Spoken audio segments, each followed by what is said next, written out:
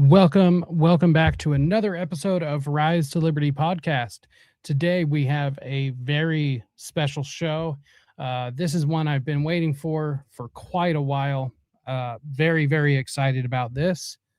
So I changed the thumbnail right before we went live, but this is absolutely hilarious that the thumbnail kind of looks like Chad Aquino. Yeah, that's fucking funny. What's up, y'all? What's up, Huggy Bear?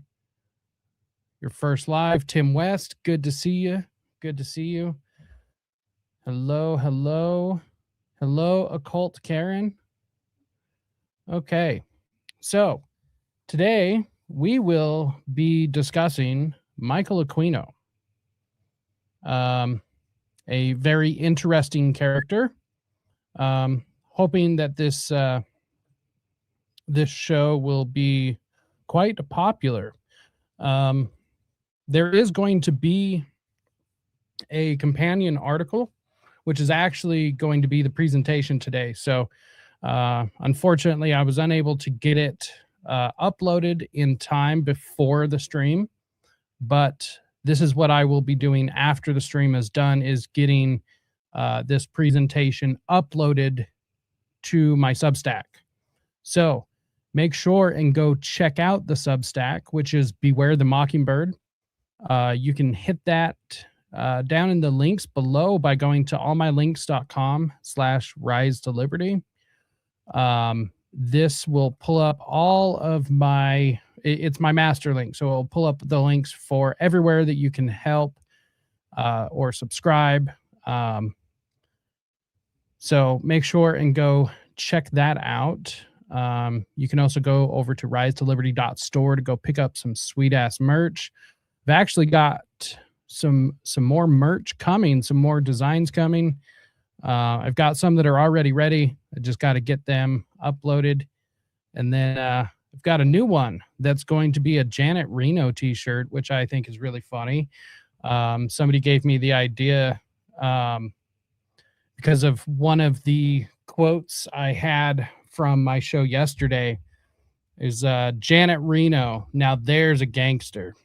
So we're going to be putting Janet Reno on a t-shirt because I think it's fucking hilarious. So, but that's not about today's show. Today's show is about Michael Aquino, but more specifically, it is about the witch hunt narrative. Okay. I'm sure we have all heard the witch hunt narrative. Let's see. Give me just a sec. Just getting comfy on my end. So buckle in, make sure get a drink, all of these things. It's going to be a great show. Reno was so hot. Oh, that's fucking funny. Reno, so hot right now. Reno. So yeah, it is going to be good, but make sure to buckle in.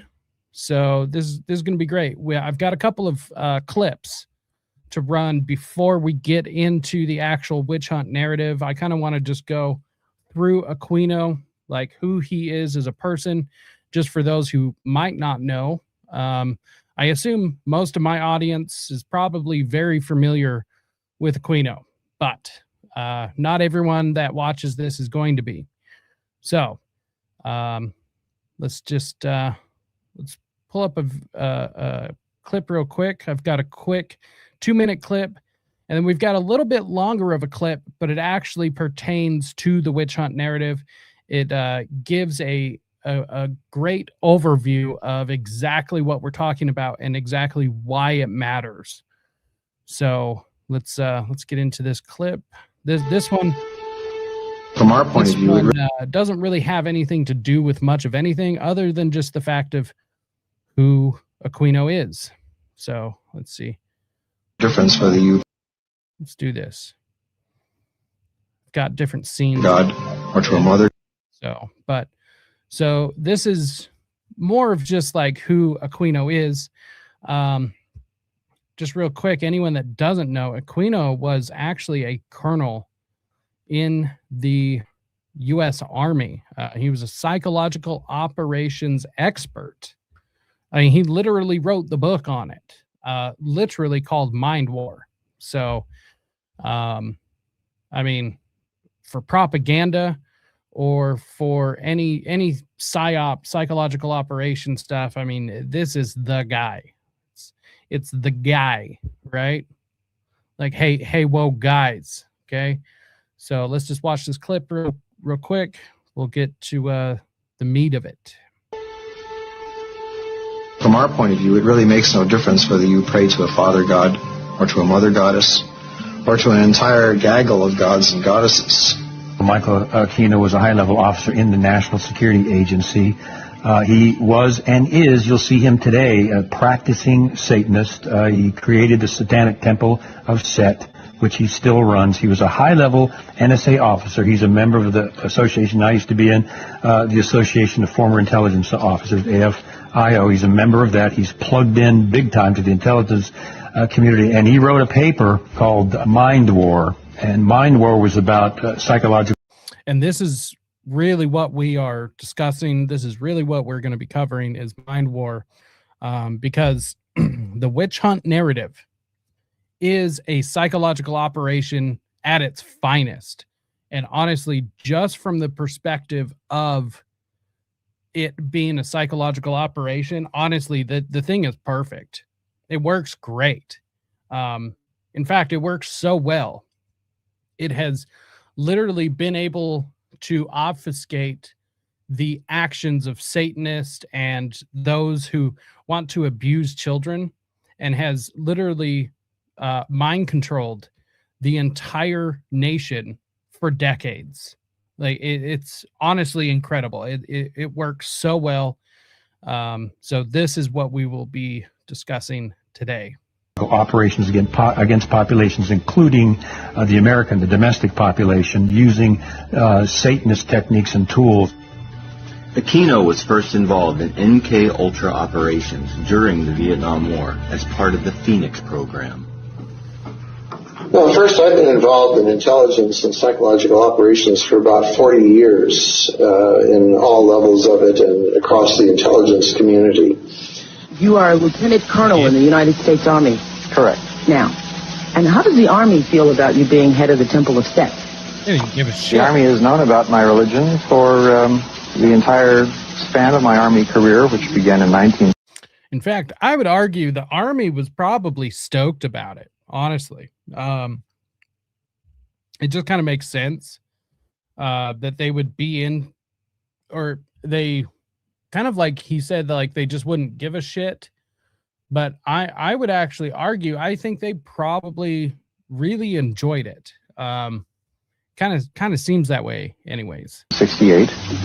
The Army has paid very little attention to it, the same as it would to anybody who is, say, a follower of Hinduism or of Buddhism or any other slightly unusual religion today.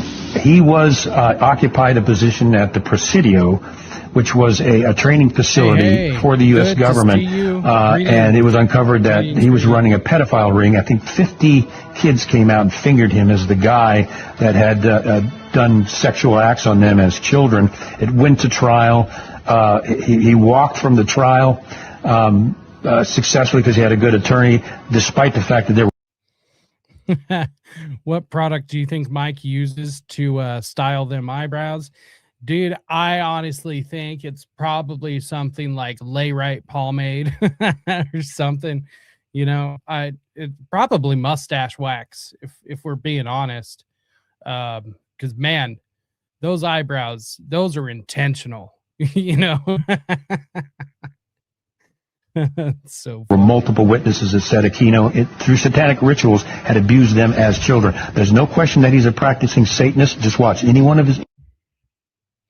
All right, so there we go. There's the first clip. We're going to go ahead and remove that. I've got one more clip, and this is the clip that actually matters as far as what today's show is going to be about. It's all about the witch hunt, right? Now, this is actually kind of upsetting because I could not find the actual documentary that this is from. So if anybody has a link out there for the actual documentary that this comes from, it's a very, very famous documentary. Please feel free to send it my way, throw it in the chat, DM it to me. I thought I had a copy of it, but obviously I don't. So luckily, right before the show, which is why we started a little bit late, I was able to download this clip, and it has everything in the clip that we need. So we're good to go there. I believe, well, I know for a fact that this documentary was actually made for British television. So if that helps anybody, yeah, so let's see real quick. See, I need to thank Jacob for your fine edits. I fell asleep like 6 months ago during the intermission of Already Dead. It was Jordan Maxwell talking about George Washington's apotheosis, wild dreams. I bet. And also, honestly, you're welcome. Really, everyone should be thanking Jose from the No Way Jose show.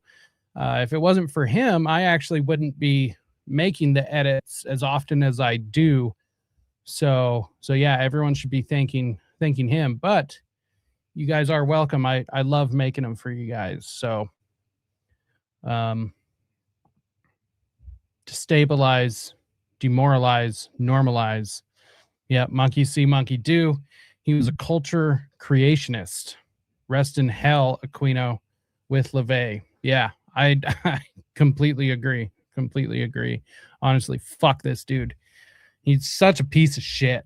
Such a piece of shit. I can't honestly stand him. And he was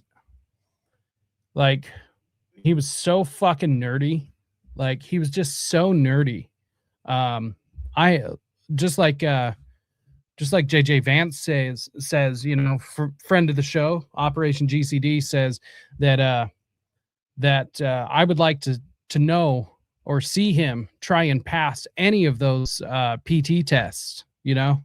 Like, yeah, it's absolutely ridiculous.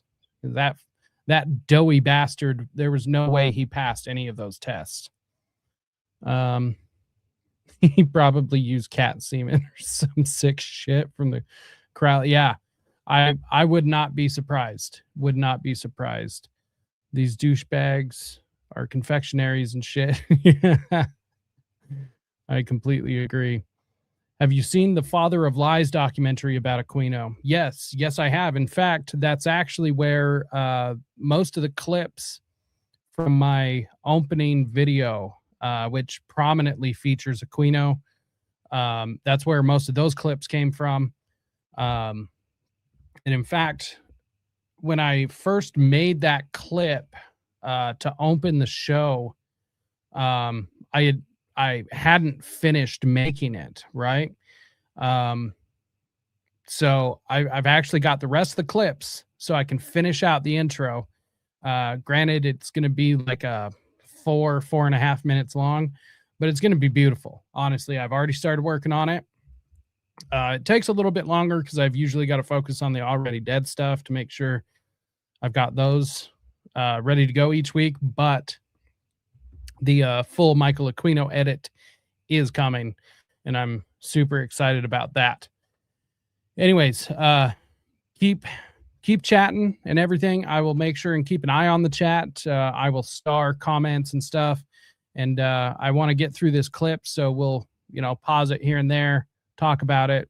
Don't want to get a fucking copyright strike, but we'll make our way through this, and then we'll get into my presentation today.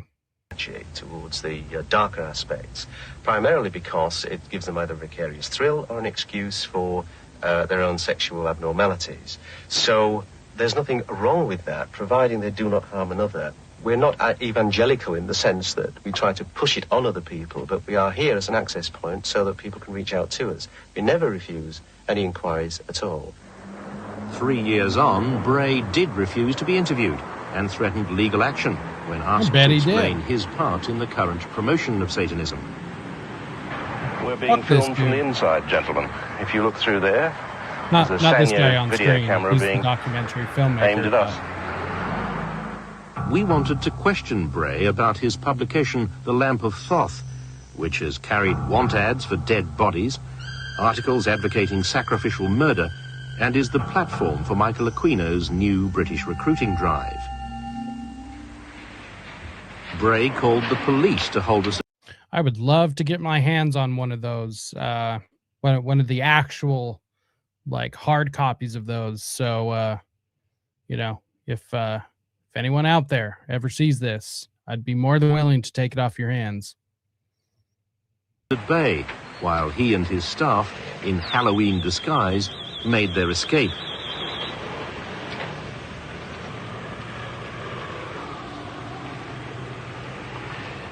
Why do it in a fucking Halloween costume? Like, Mr. Bray, we'd like to talk to you about the like the hat business you conduct and about the kinds of activities you promote.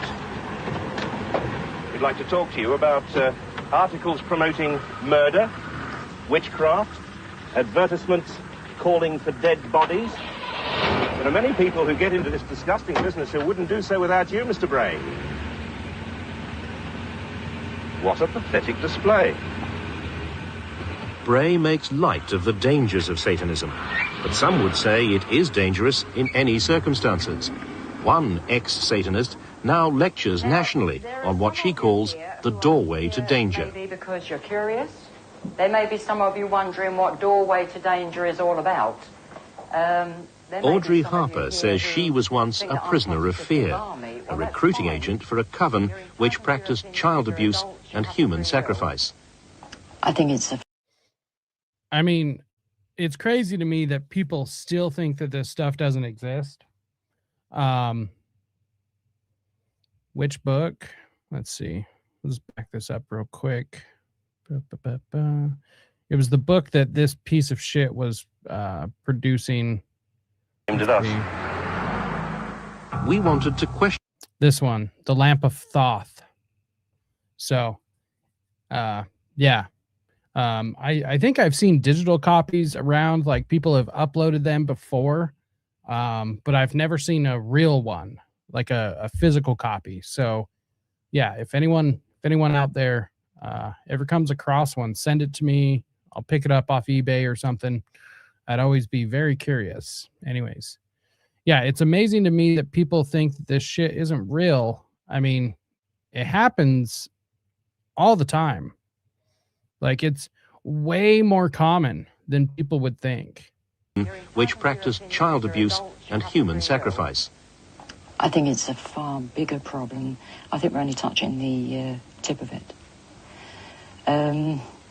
When you realize that all these places are self-governing, they can do what they like.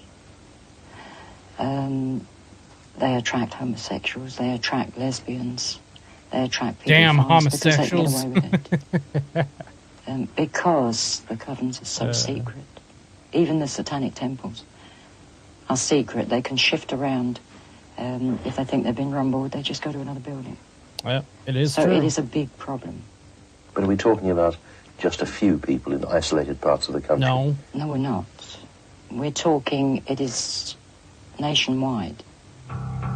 In a year-long investigation, we've catalogued more than a score of recent serious cases with clear evidence of satanic ritual, abuse, or crime. Some of the victims. In fact, let me pull this up real quick.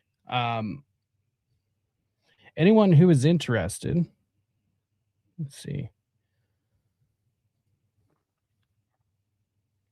Okay, where is it? Oh, hey. Looks like there is a new oh shit. Hell yeah. There's a Tyler Robinson court hearing that's going to be live streamed starting at 3 p.m. Unfortunately, the show will be going here. I'll have to go check that out later, but it looks like the judge is going to allow cameras in the courtroom for Tyler Robinson hearings. I fucking knew I liked that judge. I knew I liked him. So, anyways, let's see here. So anyone who's curious can actually go check out let's see, hold on. Can go check out a new, let's see.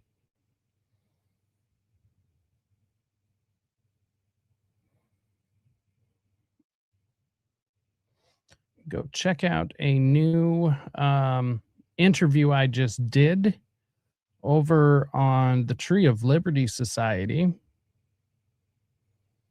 We're not going to watch it or anything, but I'm just going to pull it up for you fine folks. Let's see. Nope. Let's see, remove that. So go and check this out. It's over, like I said, on the Tree of Liberty Society. Ben McClintock, the head guy over there. He's absolutely great, honestly. A big fan of his project and what he has going on. Ben, I'd like to read a copy of your book, so we need to get it in my hands, big dog. But yeah, go check that out. It's still really weird for me, because this is only the second time I've ever really told my story about being a Satanist and all that stuff. I mean, I've talked about it a little bit, like on Already Dead, but like telling my actual story, I'm still getting used to it, man. It's weird, and honestly, some of it's kind of hard to come to terms with, and all of this stuff. But yeah, go check that out. It was a lot of fun. It was a lot of fun. Counseled by the Reverend. Yeah, so go check that out over on the Tree of Liberty Society. It was a lot of fun. Good conversation. Good guy. Let's see here. Making sure I have everything ready to go. Oop, okay. Let's go ahead and close that. Okay, let's get back to this this Aquino clip. Kevin Logan. In counseling, I have seen some terrible practices. I've heard some really grueling, really nasty things that have happened to youngsters, to children at puberty, for instance. A girl having to have sex on the altar, the act of initiation into Satanism itself. Children having to eat feces and to drink blood. And stomach-churning, horrible things that these Satanists get up to. And the effect that this has on these young lives. Earlier this year, Nottingham was the scene of one of the biggest and certainly one of the most gruesome child abuse cases in British history, involving 36 members of one family. We've got masses of these drawings. As they worked on the case, social workers, led by Judith Dawson, came to believe there were satanic influences at work.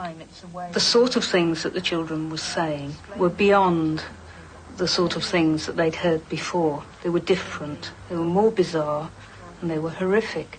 You ask the children... When the 23 child victims were made wards of court, the judge also accepted that the children, from babes in arms to 10, had suffered...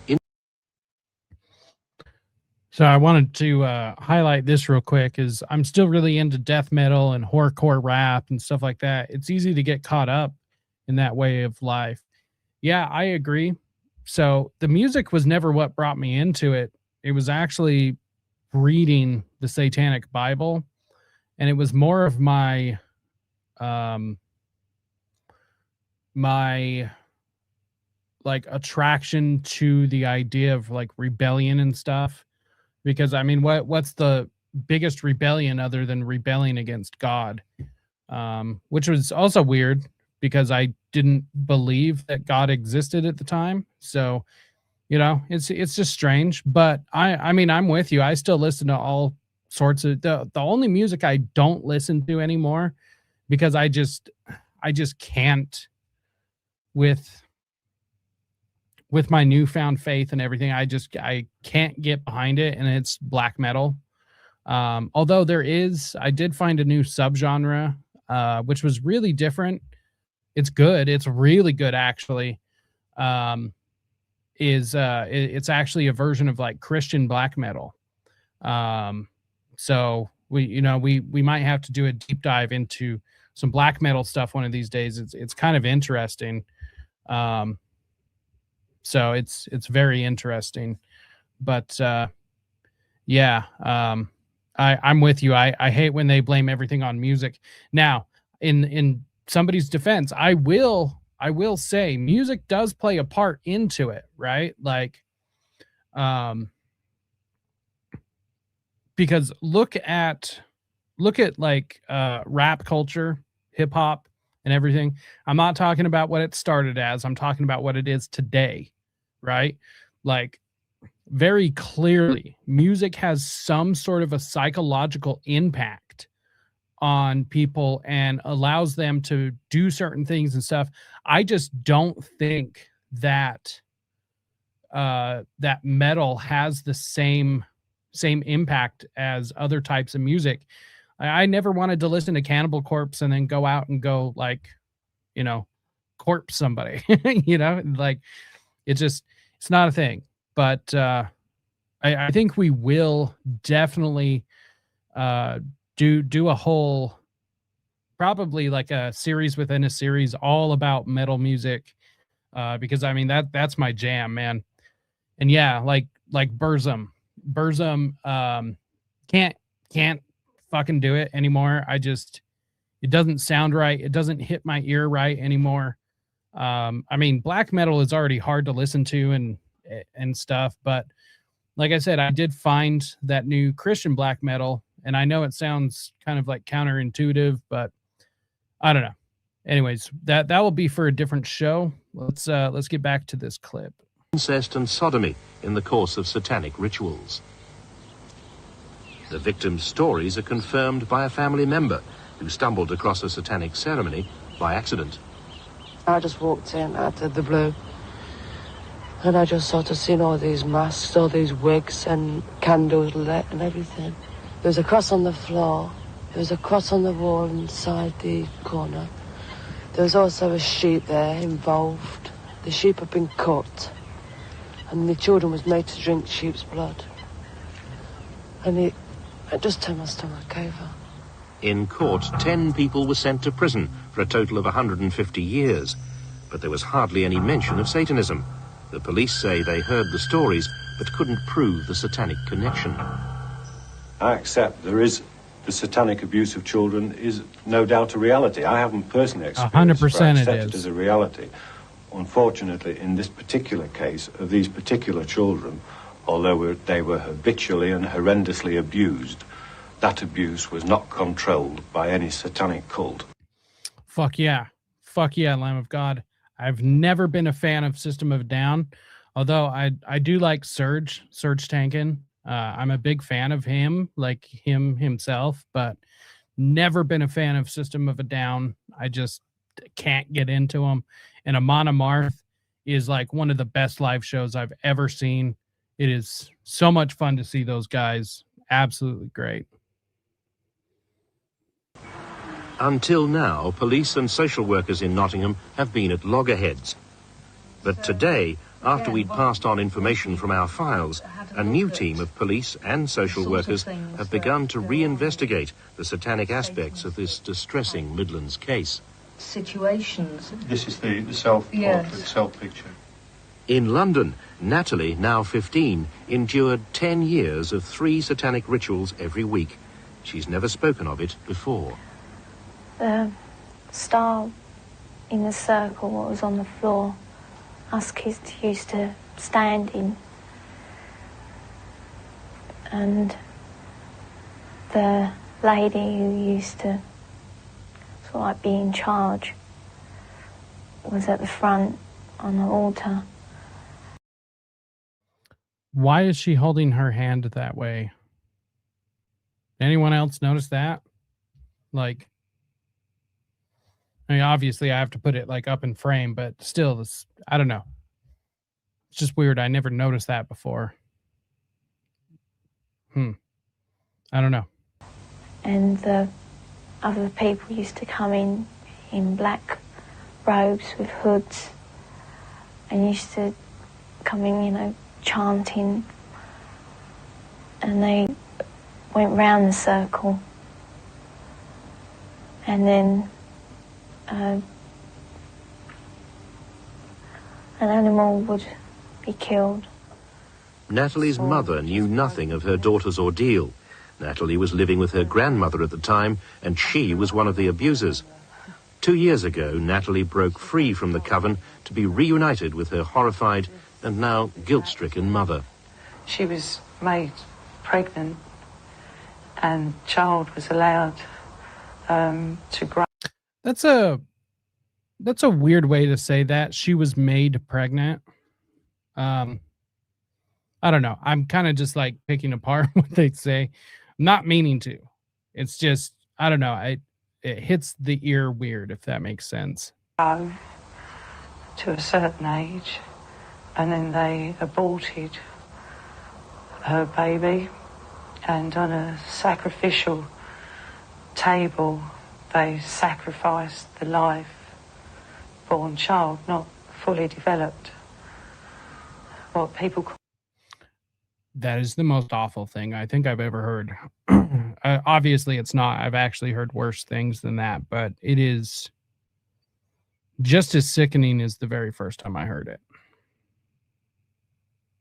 Call a fetus, but as a mother, I call him a child from day one.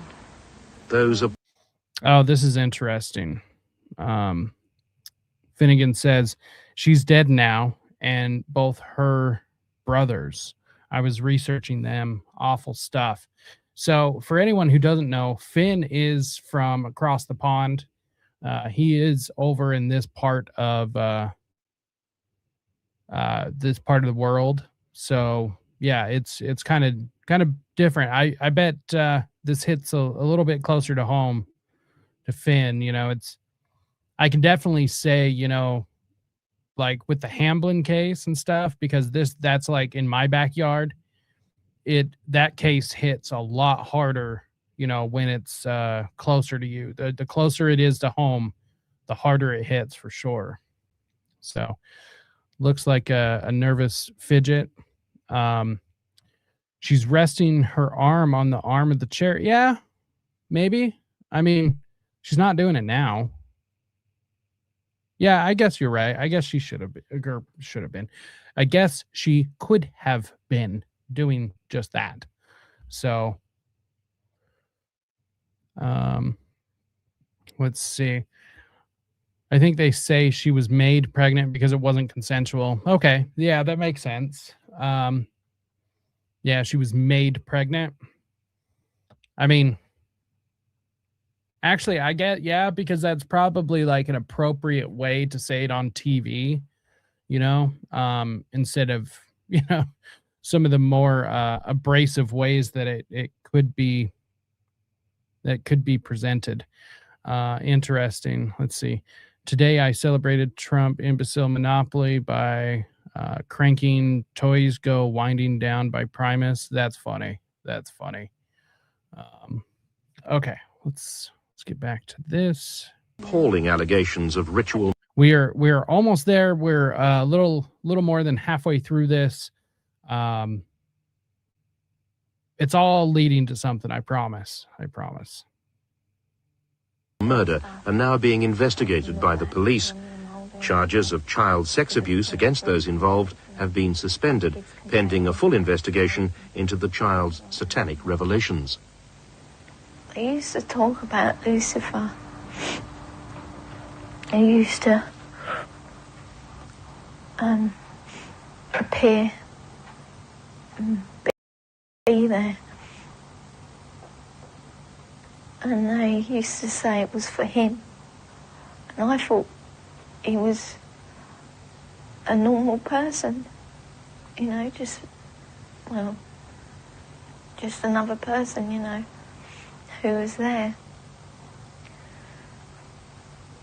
But now I know that he was a spirit or something. It was an evil spirit. Yeah. Well, they were all evil, weren't they? Hear now the legacy of the priesthood of Set. In the diabolicon of the age of... Now, here we go with Michael and Lilith Aquino and their bullshit friend from the UK that started his own branch of the Temple of Set, which is what you see them doing. They're blessing him. They're turning him basically into a priest. That way he can actually he can come in and be able to carry on what Michael Aquino was doing in the US, basically turning him into the UK version of Aquino so that he can further the Temple of Set in the UK. Satan is recounted the primeval sundering of the cosmos from mindless... Ooh, her fucking face. Her fucking face has always bothered me. She's such a bitch. Oh, it bothers me. Sorry, I had to get that out. Because, seriously, look at her face. She's a bitch. Also, does anyone know, is she still alive or not? Like, I've actually never looked it up. I've never bothered to look it up. Oh, that's funny. She is no Elvira. Yeah, you are right on that. You are right on that. Cassandra Peterson, granted, she's a little liberal for me, but, you know, yeah. Let's see. Fire Pixie says she's alive. Interesting. Well, if she ever sees this, fuck you. Fuck you. I mean that from the bottom of my heart. Fuck you. Also, we have some interesting research regarding Lilith Aquino, which we might bring up in this show. We might wait, but yeah, let's get back to this. It's precisely that evil spirit that Aquino and his wife honor and invoke as he ordains their first British high priest. Consecration with one who is now to be ordained. David Austin, who's never been accused of any crime, is an ex-member of the National Front and now a chef. His high priest upon earth, name you to our fellowship. Oh, that's interesting. An ex-member of the National Front. I actually never caught that when I've watched this before. An ex-member of the National Front. And then he becomes a member of the Temple of Set. And not just a member, not just a regular old member, but a member who is actually like the UK version of Aquino, basically. As far as this organization goes, he's able to grow the Temple of Set and be able to bless other people into being priests and stuff. Interesting. Also, just look at her fucking face, man. Man, her fucking face bothers me. Oh, snap. It's Murray. What up, dude? Good to see you. He's been a Satanist for 20 years and will now head the Temple of Set in Britain on behalf of the Aquinos. But in San Francisco, we discovered that Michael Aquino is not all he seems. For a start, he's a lieutenant colonel in the U.S. Army and a specialist in psychological warfare, holding a top-secret military security clearance. Army investigators here at the Presidio base in San Francisco have now formally accused him of ritually abusing young children from the base's daycare center. Here we go. Now we're getting into the core of what we're going to be talking about today. So this is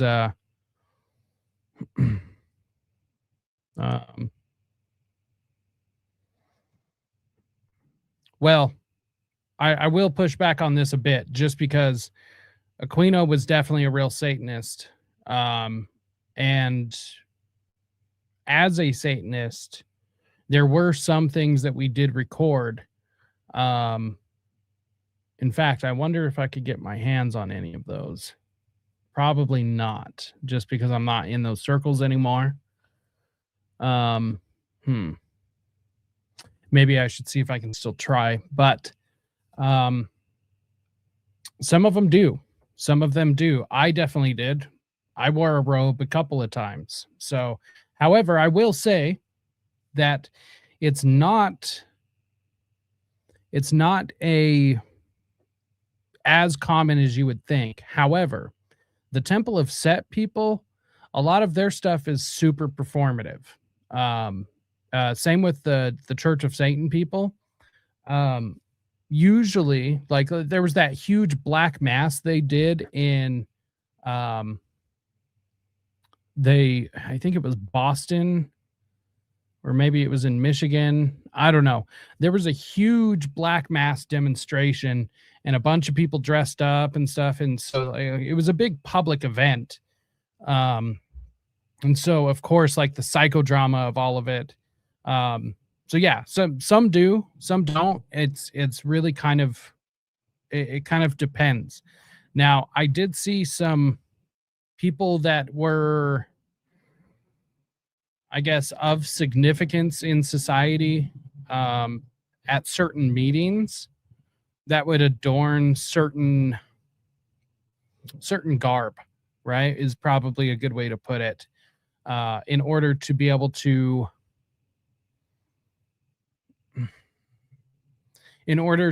like be with the group, if that makes sense. So there are uniforms, so to speak, but you're right. Most of the time, most Satanists are not going to dress up like that. Although I do think the reason why this was filmed, or like that initiation was filmed, is because it doesn't really matter. They're not really doing anything. It's not even a normal ritual. Most rituals are not filmed. But that's like an initiation, and they probably filmed it just for the documentary, you know. Presidio, yep, kitty fiddling, army base, 100%. I'm wearing a robe right now, although it's a bathrobe. Right. Nothing wrong with that. Nothing wrong with that at all. Indeed, one young girl says she was horribly abused by both Michael and Lilith Aquino at their nearby home. A U.S. Army chaplain made an accusation of child molestation centering on us at the Presidio of San Francisco.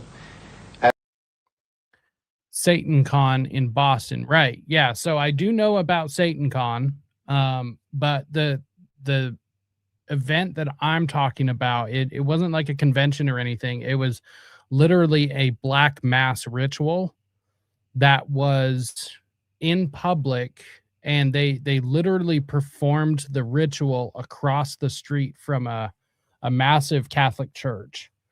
Like I said, this was years ago. This was like maybe 2010, 2011. I think it was, or maybe even 2012. I don't know. I know you can find videos of it on YouTube. It was like a massive black mass ritual. So, you know, and in fact, there were videos that were recorded for a documentary of Anton LaVey performing the black mass, which is usually one of the very common videos of him in that like weird like caped outfit, and he has like the little devil horns and stuff on it. There's definitely that, so I find that interesting. Yeah, so let's see.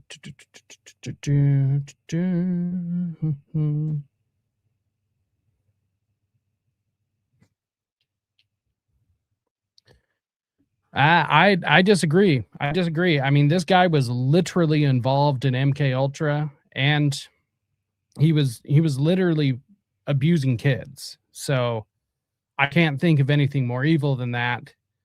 Aquino was not somebody to fuck with.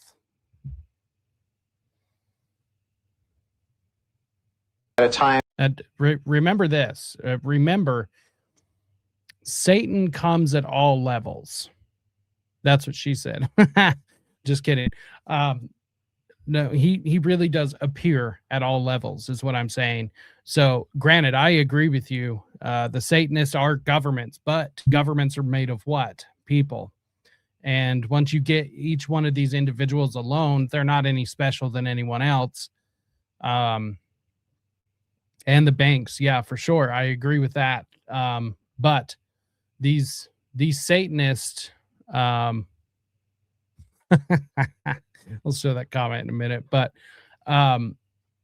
Satanists really are, like the dabblers, kids in high school that pick up Satanism and stuff. Though those people are just as Satanist as the people that have been doing it their whole life, because they're part of a multi-generational family. It's all Satanism. It really is. So in fact, I cover most of this stuff, like most of the like levels of Satan and the influence of or the levels of Satanism and like what they mean, the levels of involvement and all of this stuff. I cover that in the conversation I had with Ben McClintock over on the Tree of Liberty Society. So a lot of this stuff I have covered over there, and I've covered on other shows before. If I was a Satanist, I wouldn't shag her. She looks demented. Yeah, no kidding. But I bet Michael Aquino was probably taking anyone he could get, honestly. So he doesn't look like much of a ladies' man, if you know what I mean. And when my wife and I were living 3,000 miles away in Washington, D.C. But we have a copy of the police report. Okay, yeah. These accusations might have come when you were living that fucking far away, but it doesn't change the fact that she was able to accurately describe not only the layout of your fucking house, but she was able to accurately describe the decor of your house, which, how is that fucking possible if she had never been there? Huh, Mikey? Explain that shit. The child appears to have identified you. That's not true. But as the police report shows, and the Aquinos know full well, the victim of that attack did identify them both as her abusers, to her parents, to her therapist, and to the army. Some of that ritualistic abuse is alleged to have taken place at the Aquinos' home at 2430 Leavenworth Street, near the Presidio base. What's more, since that original disclosure, at least 5 other children have made identical allegations. Well, all I can say is that we have discussed this regularly with the CID, and we have not been told of a single other child that has made such a supposed identification at all. Oh, bullshit. We've been told a couple of days ago that 5 more children have since disclosed. By whom? By this mother, that's who. Her children were amongst the 5. By who? By who? By who? Ooh. Fuck you. I don't know. I can't stand this woman. I really can't. By who? Ooh. They were taken to a daycare center where Michael Aquino and several other adults molested them. Oh, they're just so picked on. Michael and Lilith. Oh, poor little Satanist. It never hurt anybody. They did rituals. They wore robes. There was chanting. There were candles. He sodomized my children. He made them do all kinds of things, I guess. And they've also told the Army investigators that they'd been in his house, and they disclosed what the inside of his house looked like. Those who investigate satanic crime can face frightening consequences. Yes, they Lawyer can. Cynthia Angel tried to subpoena Michael Aquino for a child custody case after 2 more children alleged he'd abused them. Within days, she was kidnapped. A stranger stepped into my car, pointed a gun at me, and told me to drive outside of town.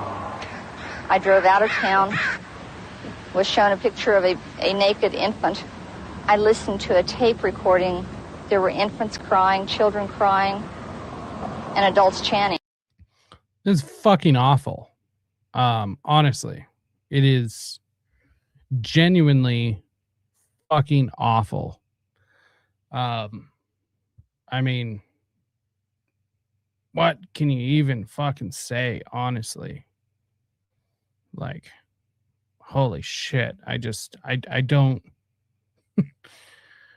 I don't even know what to say, you know? It's just like, holy shit, you know? I just don't understand how any of these things could happen. And then, like, on top of all of this,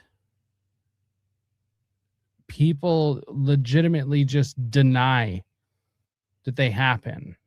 I think that's what bothers me the most, is when people like deny that this stuff happens.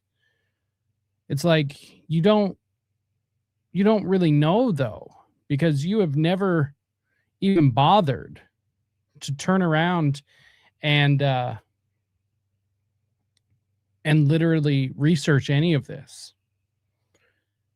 You know, it's just really, really fucking frustrating. I don't know.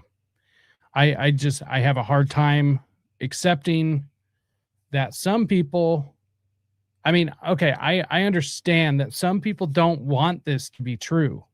I get that. I don't want this to be true, right? I don't want to be right about any of this stuff. But because it is, I can't deny it and then just, you know, live a regular 9-to-5 life just thinking, oh yeah, you know, the fucking sports ball, you know. I can't. I guess some people are okay with it. I can't be. I can't be. You know, I don't know. Let's see. Many people are in cults and have no idea they are in one, like most of society. I agree. Yeah. I completely agree. It most people are in this this cult. It's called the NFL, right? They love this shit so much that they literally create fantasy leagues. What? Now I get it, okay? Because you have to take a blue pill every now and then in order to like relax and kind of get out of this. Like, I don't constantly read books like this. Like, you know, I spend time with friends and family and stuff. You can't literally absorb this stuff 100% of the time because it would drive you crazy. One of my favorite things, I have a couple of YouTube creators that I watch that kind of have nothing to do with this stuff. Like one of the videos I was watching, the guy's chopping firewood. It's just literally like different techniques to chop firewood and take care of your land and all sorts of stuff. I also watch movies, right? It's like a 2 to 3 hour period where I can just kind of shut off my brain. And I get that, right? I have no problem with people doing that, but then you got to come back to reality eventually. I have a problem when people use these outlets, these forms of entertainment, in a way that they constantly escape reality. That's what bothers me. I don't blame anyone from escaping reality, reading a book, listening to music, going to a concert, going to a play, whatever. Enjoy it, please. Life needs to be enjoyed, but you've got to live in reality sometimes. And the reality is that satanic ritual abuse is real. It happens, and it needs to be stopped. Period. It must be fucking stopped.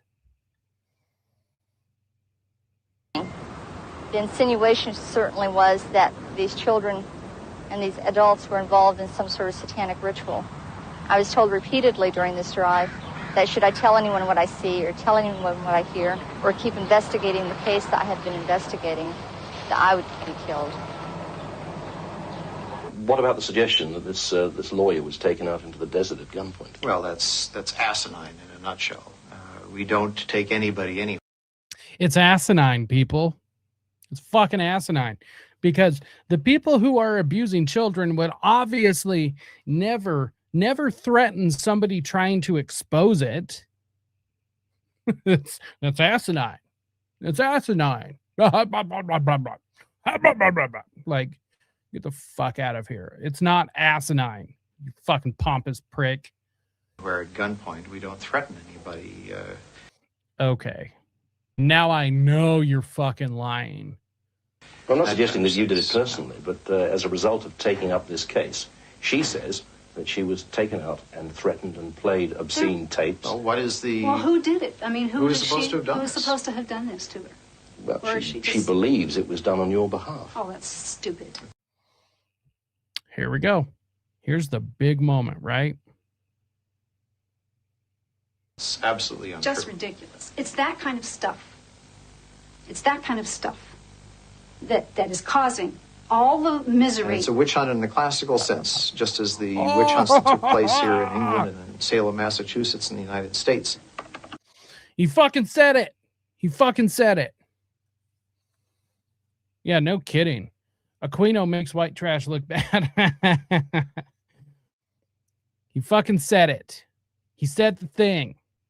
After her fucking finger wag. Don't turn to blah, blah, blah, blah. He fucking said the thing. And I wish I had I wish I had the Ron Paul "It's Happening" meme queued up, because it's what it is. On your behalf. Oh, that's stupid. It's absolutely untrue. Just ridiculous. It's that kind of stuff. It's that kind of stuff that is causing all the misery. And it's a witch hunt in the classical sense, just as the witch hunts that took place here in England and in Salem, Massachusetts in the United States. Aquino is now back in America to face the military music, leaving his satanic church established in Britain. Dale Griffiths is a former police chief who for 17 years has investigated satanic crime. He has no doubt of the threat it poses. I would say to my counterparts in England, ladies and gentlemen, don't assume the ostrich effect.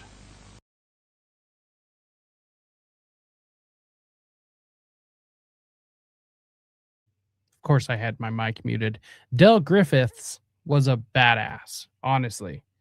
A genuine badass. He did a whole lot of work when it comes to this investigation of the Satanic Underground. Now, I know they tried to make a mockery of him during the West Memphis 3 trial. Yeah, they can go fuck themselves, honestly. The dude did an amazing job when he was still alive. And honestly, you know, because of people like him, I'm able to stand on their shoulders. You know, I stand on the shoulders of giants, people like him, because of the work he did back then. Don't take your own Judeo-Christian backgrounds and use it. It's not what you believe. That's not important. Remember what they believe. And they are dangerous. Protect her, Lord, from all the darkness and the evil of Satan and those who follow him.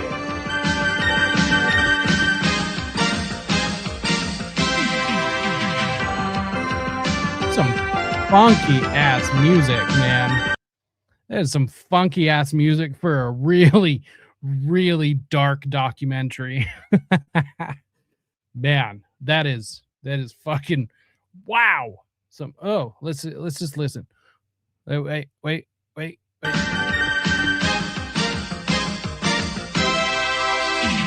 If you have been involved in Satanism and need counseling or advice, a confidential helpline manned by specialist counselors is... Even still, they keep going with the super dark. No. I don't expect like super doomy, gloomy music like they had all the way through the thing, but holy shit, like this is like I don't know. It's really upbeat music for such for such a crazy documentary, you know? Open until midnight. The number is 021-631-3080. That's 021-631-3080.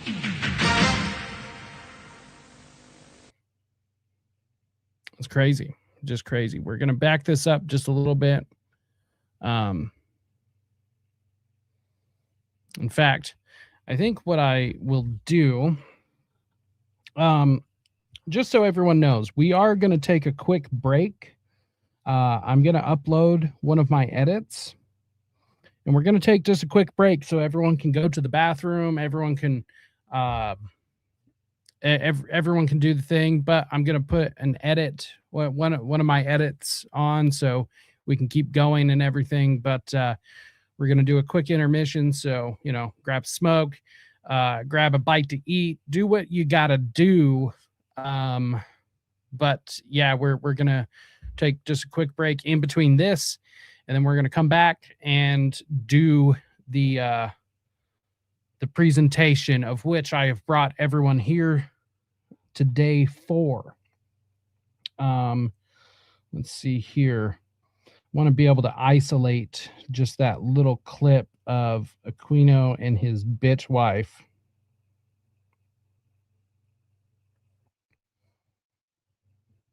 Seriously, I can't fucking stand this woman. I really can't. She drives me nuts. And I do think it is really incredibly important to remember what Del Griffiths said. It does not matter what you believe. It matters what they believe. Okay? It matters what they believe. What year was this produced? I believe, like I said, I can't find the actual documentary itself. I know I've seen it. In fact, I know it's on YouTube somewhere. I can't remember exactly what documentary it is. There's so many of these like satanic crime documentaries, but it was the late 80s, early 90s. It somewhere in that time period. Yeah, I keep waiting for the Solid Gold Dancers to come out. 100%. Yeah, probably early 90s. If I remember right, if it's the documentary I'm thinking of,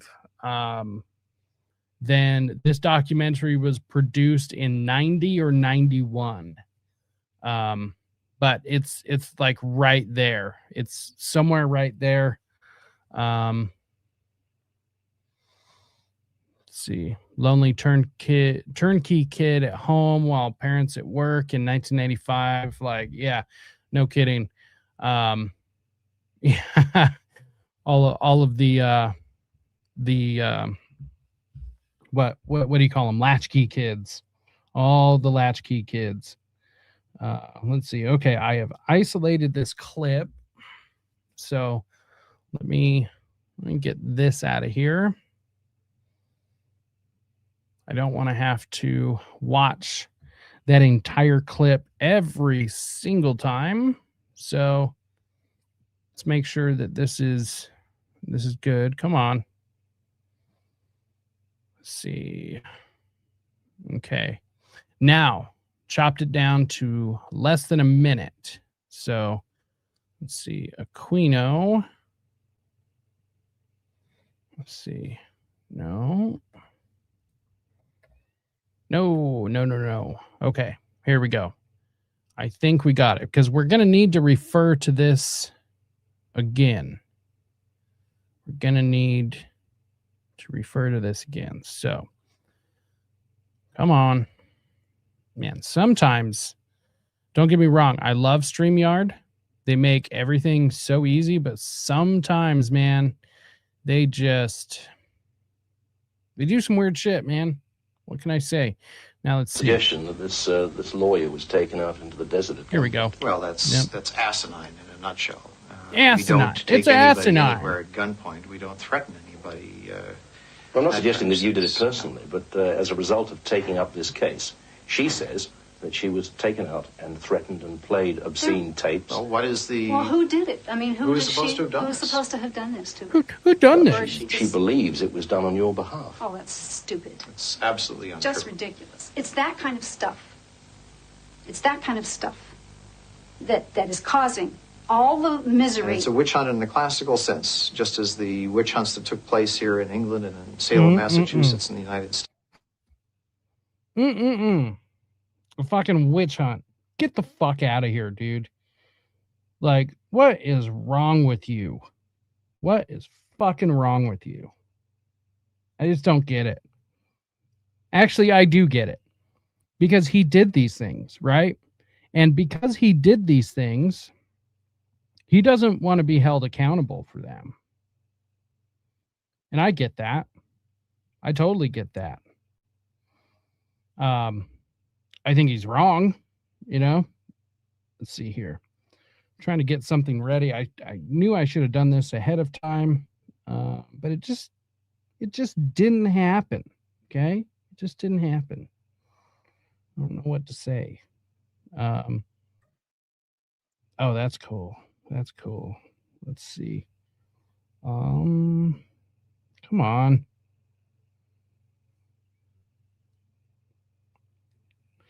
Let's see. I have no. Come on. Import. There we go. Okay. So putting together a clip real quick of a couple of different edits of mine. Just like I said, we're going to take a quick intermission and then we're going to jump straight into this presentation. Like I said, I just want to give everyone a chance to go hit the bathroom and to go do all the things. Right. So we are going to, let's see, just making sure this clip is good. Come on.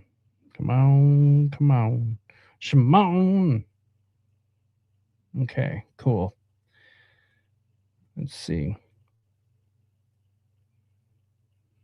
Okay, come on. Okay, I'm just downloading the clip real quick. We'll get this going. So, like I said, this is who Michael Aquino is. These are the stupid fucking things he believed in. I mean, it's just crazy, man. Yeah, in the classical sense. It's a witch hunt in the classical sense. Now, before we do this, while I'm waiting for this video to download and everything and get it over,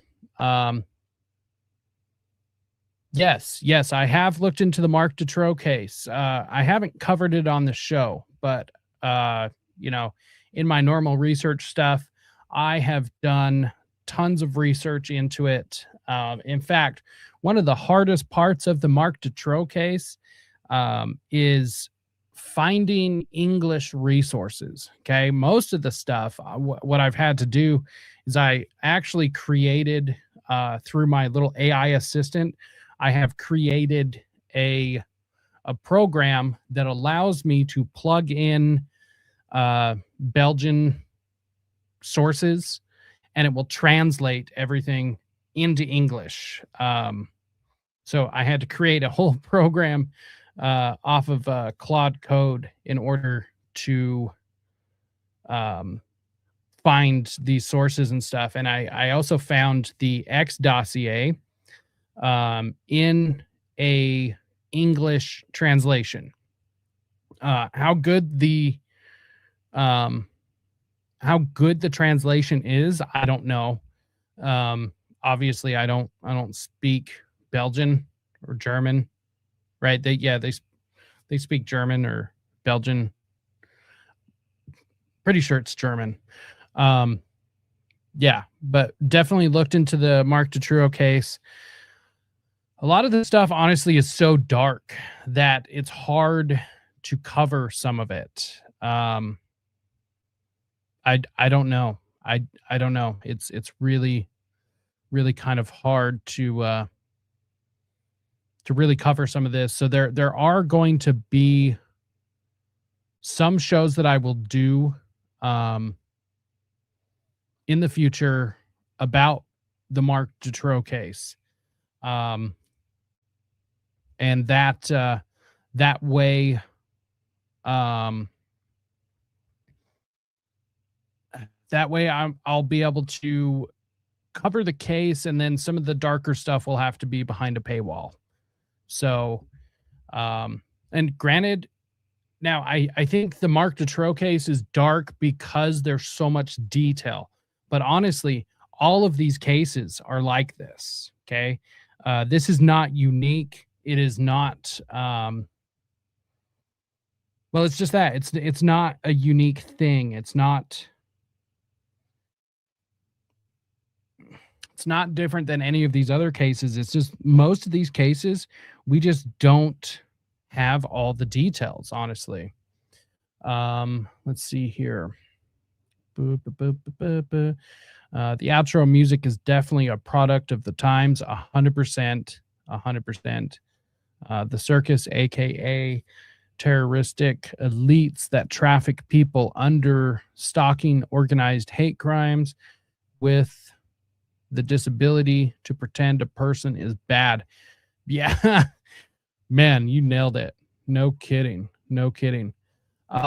Do I believe Aquino really killed himself? Yes, I do believe he killed himself. That's partially okay. So this actually ties into this whole witch hunt narrative stuff. I believe he did kill himself. The reason why is because they had to pass the baton to somebody else in order for this second wave, this second coming of Satanic Panic. Because I don't know if you guys have noticed, this is also why I decided to hop on covering the Satanic Panic. We are at the very start of Satanic Panic 2.0. That's kind of what it is where we are. Sorry, just getting some hair off my microphone. Keep touching the microphone with my beard, and then I get like a beard hair stuck on there. But anyways, so they had to pass the baton. They couldn't wait for him to die. I mean, he was sick and old and stuff. And honestly, I don't know. He might have been up for getting in trouble or something. I don't know. I do think I don't think he died naturally. I mean, maybe he had somebody kill him. I don't know. He just seems like such a coward that he would probably do it himself. But then granted, like we don't really know. What really happened. And I don't think we ever will. Thank you very much. It is not over. This show is not over. So like I said, I'm just waiting for this video. So I'm going to play a couple of edits. I put 2 of my edits together. We might not make our way through them. I just want to hit the bathroom real quick to be able to make sure I am ready to go for, let's see. Okay, I'm just downloading the clip now. So anyone that's still here, we're not going to stop the show. I'm just going to throw on one of my edits real quick, and we're going to watch that together. I'm going to run and do all the stuff because, man, this look at this. Look at this right here. See? Boom. I've got this huge presentation all for you fine folks. Oh, it's going to be great. It's going to be fucking great. I'm so excited. I'm so excited to have you all here with me. Honestly, this is going to be great.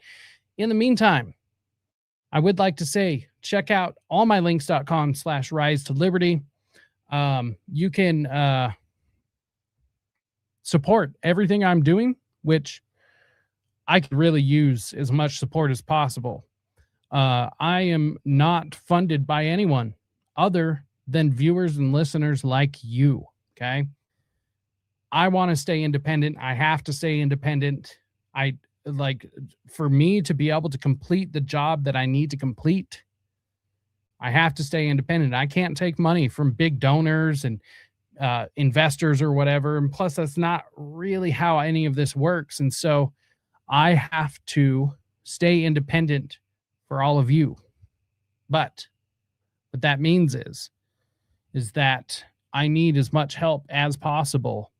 But hey, I also understand not everyone has the ability to be able to support financially. But if you do, head on over to allmylinks.com/rise to liberty. I have a whole donation section. You can send over $1. You can send over $2, $5, $10, $20, whatever you can spare. Please feel free to do so. You can send directly to my Cash App, directly to my PayPal. You can send over to ko-fi.com, which is ko-fi.com/rise to liberty. And it's basically a tip jar. Okay. It's a digital tip jar. That's what I have it for. Also, I will be launching a premium Substack. Okay. I'm going to have all sorts of my research available. There's going to be all sorts of like different fun stuff over there. That is coming. I promise. It's really hard to get all of this set up by yourself. So, but you know, I've got all of this stuff coming. So it's going to be great. Honestly, I can't wait to show all of you fine people. Anyways, if you want to help, this is about the best way to be able to do so. Now, if you can't, like I said, I understand some people can't, they don't have the means to be able to help. Well, you can actually still help. And one of the best ways you can do that is by hitting the like, share, subscribe, follow. You can share my shows. You can send it in an email, share it on your social media, all of these things. And they're absolutely free. Leave a comment after the stream is done.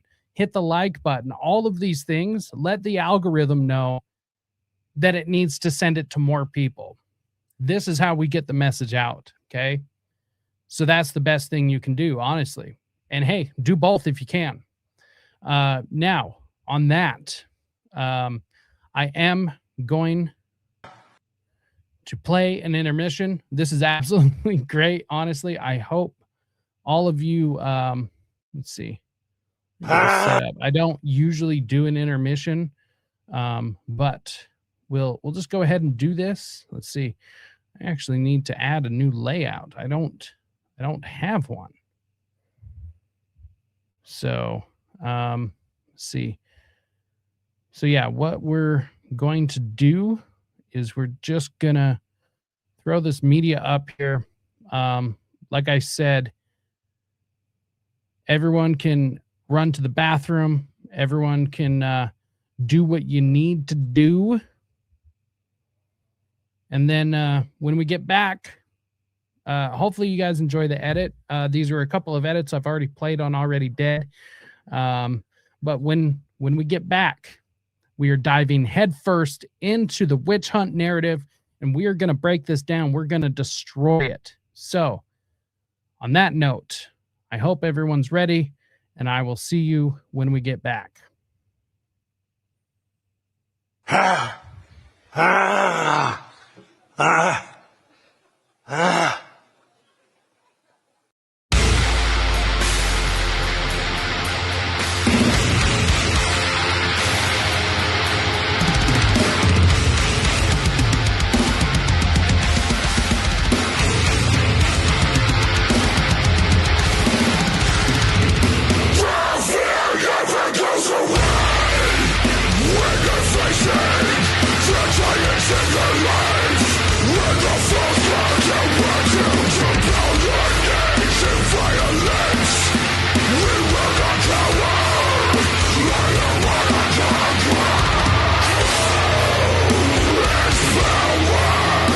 There is victory, and no one will stand in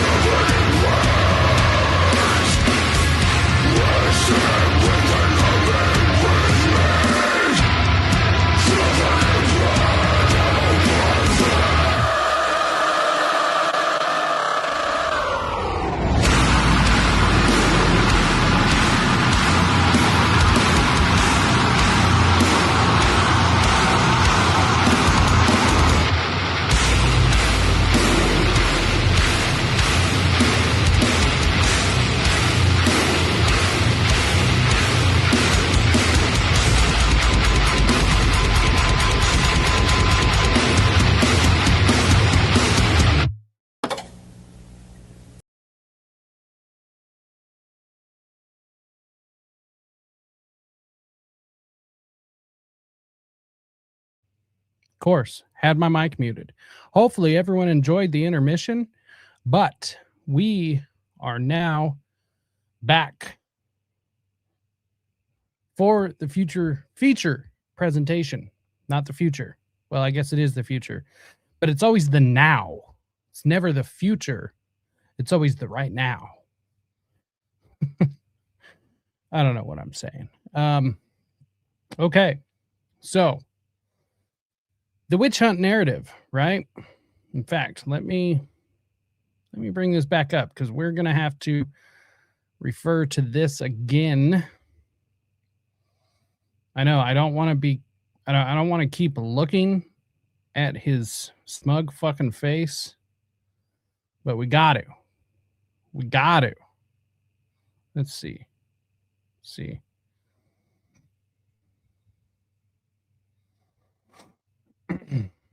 Yes. So that track, it was Impending Doom is the band. Let's see. Let me get the track title for you real quick. Let's see. Let me pull it up.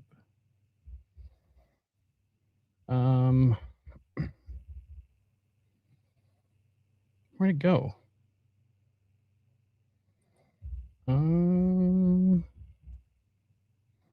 Here, let me find it for you real quick. Yeah, it's the newest song from Impending Doom. Let's see, where is it?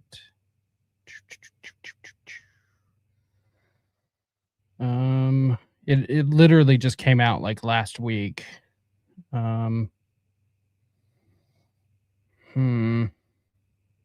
Where is it? Where is it? No. God, I download a lot of stuff, man. The song title is called Glory and Immortality by Impending Doom. Glory and Immortality by Impending Doom. So, okay. Now, the witch hunt narrative. Once again, suggestion that this lawyer was taken out into the desert at gunpoint. Well, that's asinine in a nutshell. We don't take anybody anywhere at gunpoint. We don't threaten anybody. I'm not suggesting that you did it personally, but as a result of taking up this case, she says that she was taken out and threatened and played obscene tapes. Well, what is the... Well, who did it? I mean, who is supposed to have done Who's this? supposed to have done this to her? Well, Or she just... believes it was done on your behalf. Oh, that's stupid. It's absolutely untrue. Just ridiculous. It's that kind of stuff. It's that kind of stuff that is causing all the misery. And it's a witch hunt in the classical sense, just as the witch hunts that took place here in England and in Salem, Massachusetts in the United States. So, in a nutshell, it is, that's what it is. In a nutshell, okay? Okay, so, the spell of 2 words, okay? This is, just so you know, this is literal magic, right? This is real magic. This is how it works. Psychological operations. That's magic, man. Like it, brainwashing. That's how it works. It's what it really is. How the witch hunt narrative became the perfect weapon. Now, what is the witch hunt narrative? Okay. In the context of the Satanic Panic, few rhetorical devices have proven as effective or as durable as the phrase witch hunt. It's a witch hunt. 2 words. That's all it took. 2 words that, when deployed at the right moment and repeated often enough, could reframe an entire national conversation.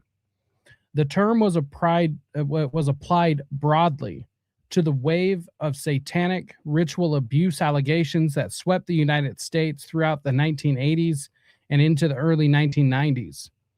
And its function was deceptively simple: to compare the people making accusations of ritual abuse to the Puritan mobs of colonial Salem, Massachusetts, and by extension, to cast the accused as innocent victims of collective hysteria. Right? Like, it's so fucking frustrating. The witch hunt narrative, at its core, is a rhetorical framework that redefines the roles within a controversy. It takes the accusers, parents, children, therapists, law enforcement, and repositions them as irrational aggressors. It takes the accused, sometimes individuals, sometimes entire institutions, and repositions them as persecuted innocents. And it takes the allegations themselves, no matter how specific, how numerous, or how disturbing, and recategorizes them as the product of mass delusion. Once the frame is accepted, the conversation is effectively over. You are no longer debating whether crimes occurred. You are debating whether the people who reported them have lost their minds.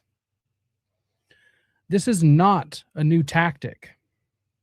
The phrase witch hunt has been used throughout modern history to delegitimize investigations, movements, and accusations that threaten powerful interests. It was invoked during the McCarthy era to describe the pursuit of alleged communists in American government and entertainment. Well, good thing that there was never any communists, because, you know, that might lead to, you know, what we have now. Oh, geez. It has been used by politicians on both sides of the aisle to dismiss investigations into their conduct. It is, by design, a thought-terminating cliche, a phrase that short-circuits critical thinking by replacing analysis with analogy. And, in the case of the Satanic Panic, it worked spectacularly. How it was deployed. So, to understand how the witch hunt label was applied to the Satanic Panic, you have to understand the landscape it was applied to. By the mid-1980s, allegations of ritualistic child abuse were surfacing in communities across the country. these were not abstract claims. They were, or they involved named perpetrators, specific locations, and children who were providing detailed, often disturbingly consistent accounts of abuse. Law enforcement was investigating. Prosecutors were filing charges. Parents were terrified. The McMartin preschool case in Manhattan Beach, California, became the most prominent example. Beginning in 1983, hundreds of children from the preschool, mind you, of all ages, children of all ages, even young adults who previously had went there. Beginning in 1983, hundreds of children from the preschool disclosed accounts of sexual abuse, ritualistic activity, and the involvement of multiple adults. The case would become the longest and most expensive criminal trial in American history at the time, ultimately resulting in no convictions. The Fales Acres daycare case in Malden, Massachusetts, saw the Emeralute. I'm not sure how to pronounce their name. I'm not sure how to pronounce their family name. Saw this family convicted of child abuse based on the testimony of children who described ritualistic elements in their abuse. The Kern County cases in California involved multiple families accused of organized child abuse rings, with children again describing ritual components. And in West Memphis, Arkansas, 3 teenagers were convicted of the murders of 3 young boys. Stevie Branch, Christopher Byers, and why can't I remember the third child's name? Oh, this is unacceptable. Absolutely unacceptable. Stevie Branch, Christopher Byers, and come on, I'm blanking. Okay, sorry. Steve Branch, Christopher Byers, and James Michael Moore. Damn it. Those are the 3 children's names we need to remember, not the piece of shit other 3. And in West Memphis, Arkansas, 3 teenagers were convicted of the murders of 3 young boys in a case saturated with allegations of satanic motivation. Convictions that would later be vacated under an Alford plea after nearly 2 decades of imprisonment. Just for the record, does not mean that they were cleared of charges, okay? Absolutely does not mean that at all. In fact, it kind of means the opposite. They were still found guilty. In every single one of these cases, the witch hunt label was eventually applied, not by fringe commentators, but by mainstream journalists, legal analysis, defense attorneys, academics, and eventually the general public. The framing was consistent. Overzealous prosecutors, hysterical parents, manipulative therapists, and suggestible children had conspired, whether knowingly or unknowingly, to fabricate allegations against innocent people. The comparison to Salem was drawn explicitly and repeatedly. And once that comparison took hold, the cultural verdict was delivered long before any legal verdict could be reached.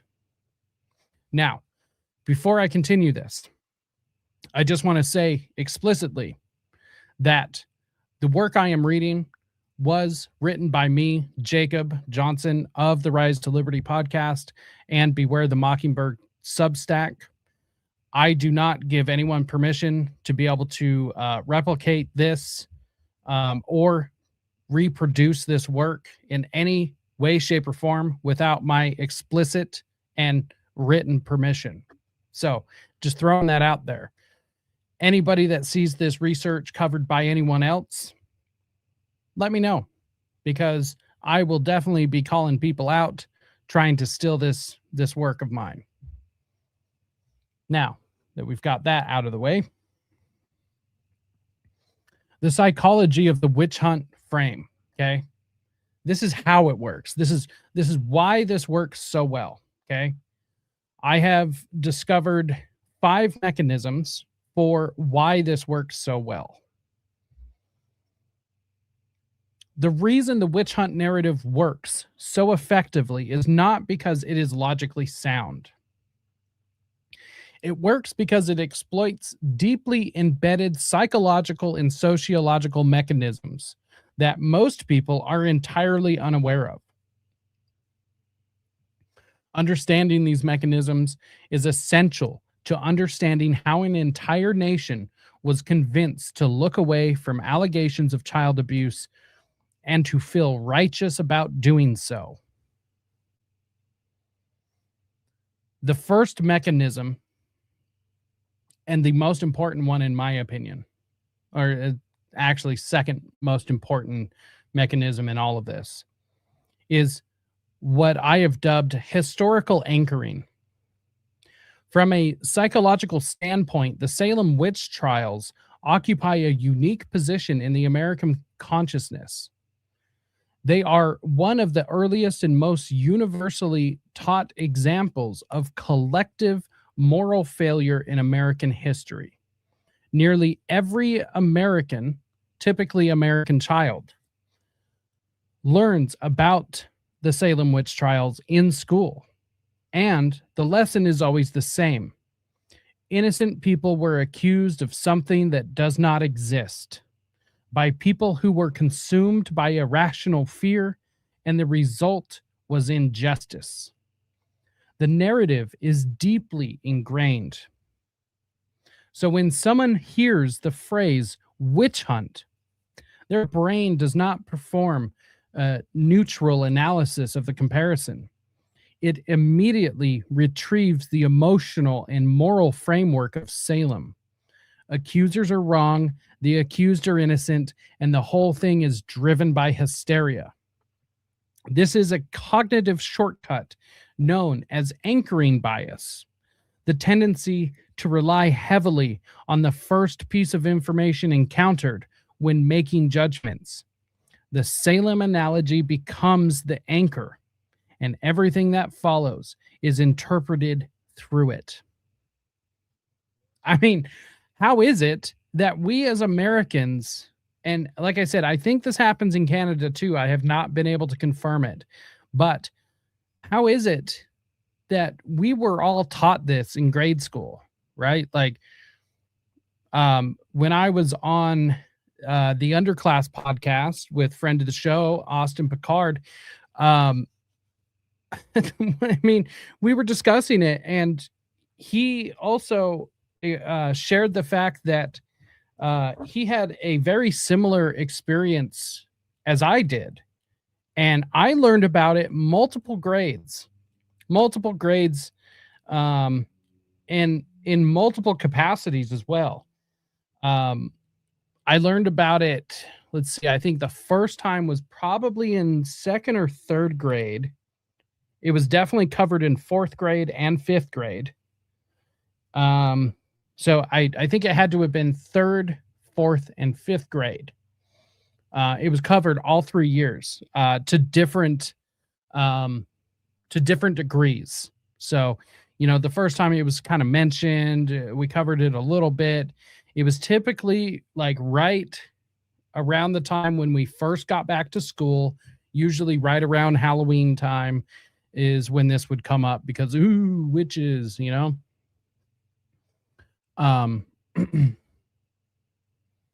Yeah. Salem, in my mind, makes me think about witches accusing innocent Christians of their own crimes, says Tim West. I agree with that. Yeah, totally. So this is the first mechanism of why this works to begin with. Now, before I move on to the second mechanism, which everyone can see here, at least part of it.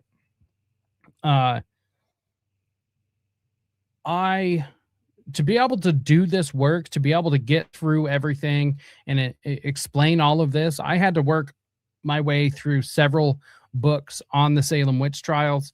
I also had to work through several of Michael Aquino's writings, which I'll tell you right now made me want to delete myself.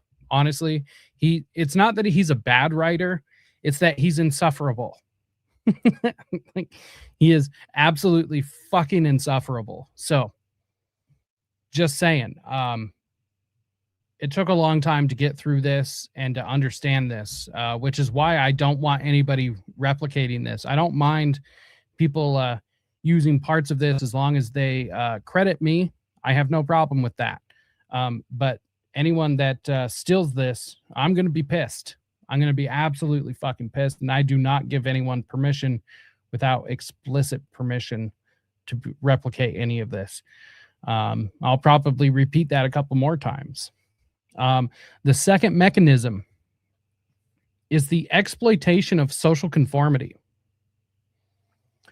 In sociology, this is well documented through the work of Solomon Asch and his conformity experiments, as well as Elizabeth Noel Newman's theory of the spiral of silence.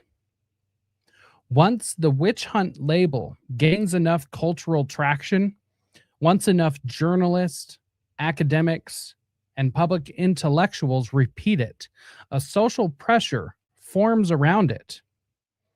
People who might otherwise ask questions, who might otherwise look at the evidence and say, something doesn't add up, begin to self-censor. They do this not because they have been convinced by the evidence, but because they do not want to be perceived as the kind of person who believes in witch hunts. The fear of social ridicule becomes more powerful than the desire to seek truth. The spiral of silence predicts exactly this. When individuals perceive that their opinion is in the minority, they become less likely to express it, which in turn makes the majority opinion appear even more dominant than it actually is. The result is a feedback loop in which dissenting voices disappear, not because they have been refuted, but because they have been shamed into silence, which is exactly what happens in the witch hunt narrative. The third mechanism is what psychologists call the just world hypothesis. This is a deeply held cognitive bias that the world is fundamentally fair, that people generally get what they deserve and deserve what they get. When confronted with allegations of organized, ritualistic child abuse, the just world hypothesis creates intense cognitive dissonance. The idea that such things could happen systematically in your neighborhood, in your child's daycare, is so psychologically threatening that the brain will actively seek ways to reject it. The witch hunt narrative provides the perfect escape hatch. It allows people to acknowledge that something happened, that there were accusations, trials, disrupted lives, while simultaneously rejecting the most disturbing possible explanation. It reframes the injustice as having done to the accused, not to the children. And in doing so, it restores the sense that the world is orderly, comprehensible, and safe.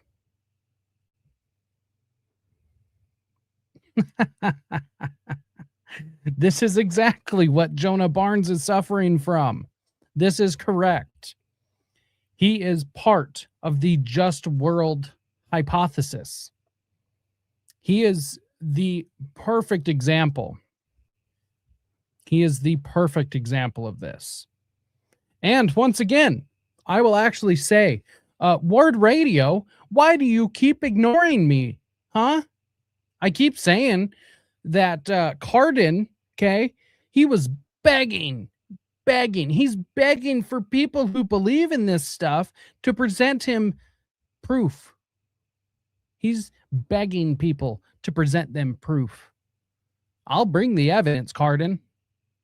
I'll do it. I'll bring the evidence, because here's the thing. You brought Jason Preston on, okay? Nothing against Jason personally, but he wasn't prepared for that discussion. I'm prepared for the discussion. So why don't you pick on somebody your own size, huh? But they won't. They won't have me on. They won't even acknowledge that I exist. And why is that? Because I'll be able to put them to shame. But also, anytime that they want to come on, Jonah Barnes and Cardin are both welcome on my platform anytime to be able to come defend their position. The position of so-called devout Christians who have to rely on the Gray faction, who have to rely on Satanist sources in order to prop up their bullshit narrative. Now let's get back to this. The fourth mechanism of the witch hunt narrative is the role of repetition and the illusory truth effect. This is one of the most well-documented phenomena in cognitive psychology.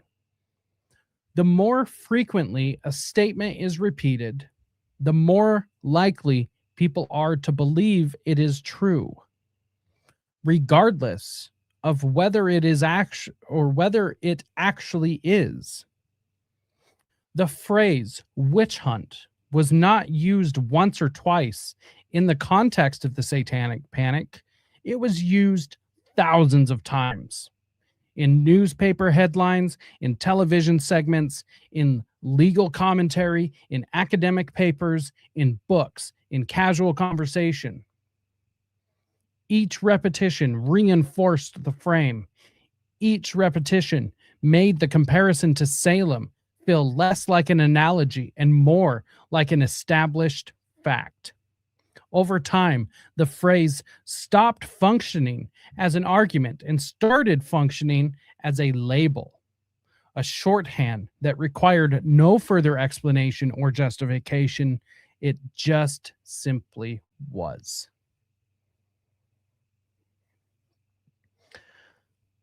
The fifth, and perhaps the most insidious mechanism, this is the most important,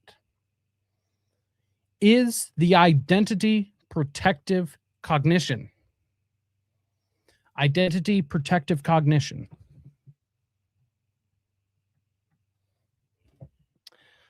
This concept, studied extensively in the field of cultural cognition by researchers like Dan Kahn at Yale University, describes the tendency of individuals to process information in ways that protect their sense of belonging to their cultural group. Once the witch hunt narrative became the dominant position among educated, secular, mainstream cultural voices, journalists, professors, legal scholars, television producers, it became entangled with identity. To reject the witch hunt framing was to align yourself with the people the narrative had already discredited. Fundamentalist Christians, overzealous prosecutors, and hysterical parents. To accept it was to signal that you were rational, educated, and above the fray. The result was that the witch hunt narrative became self-reinforcing, not just through repetition, but through social identity. Questioning it carried a social cost. Accepting it carried a social reward.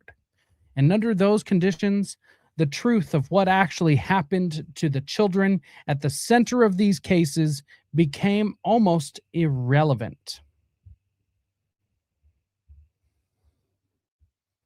Now, how is this game played?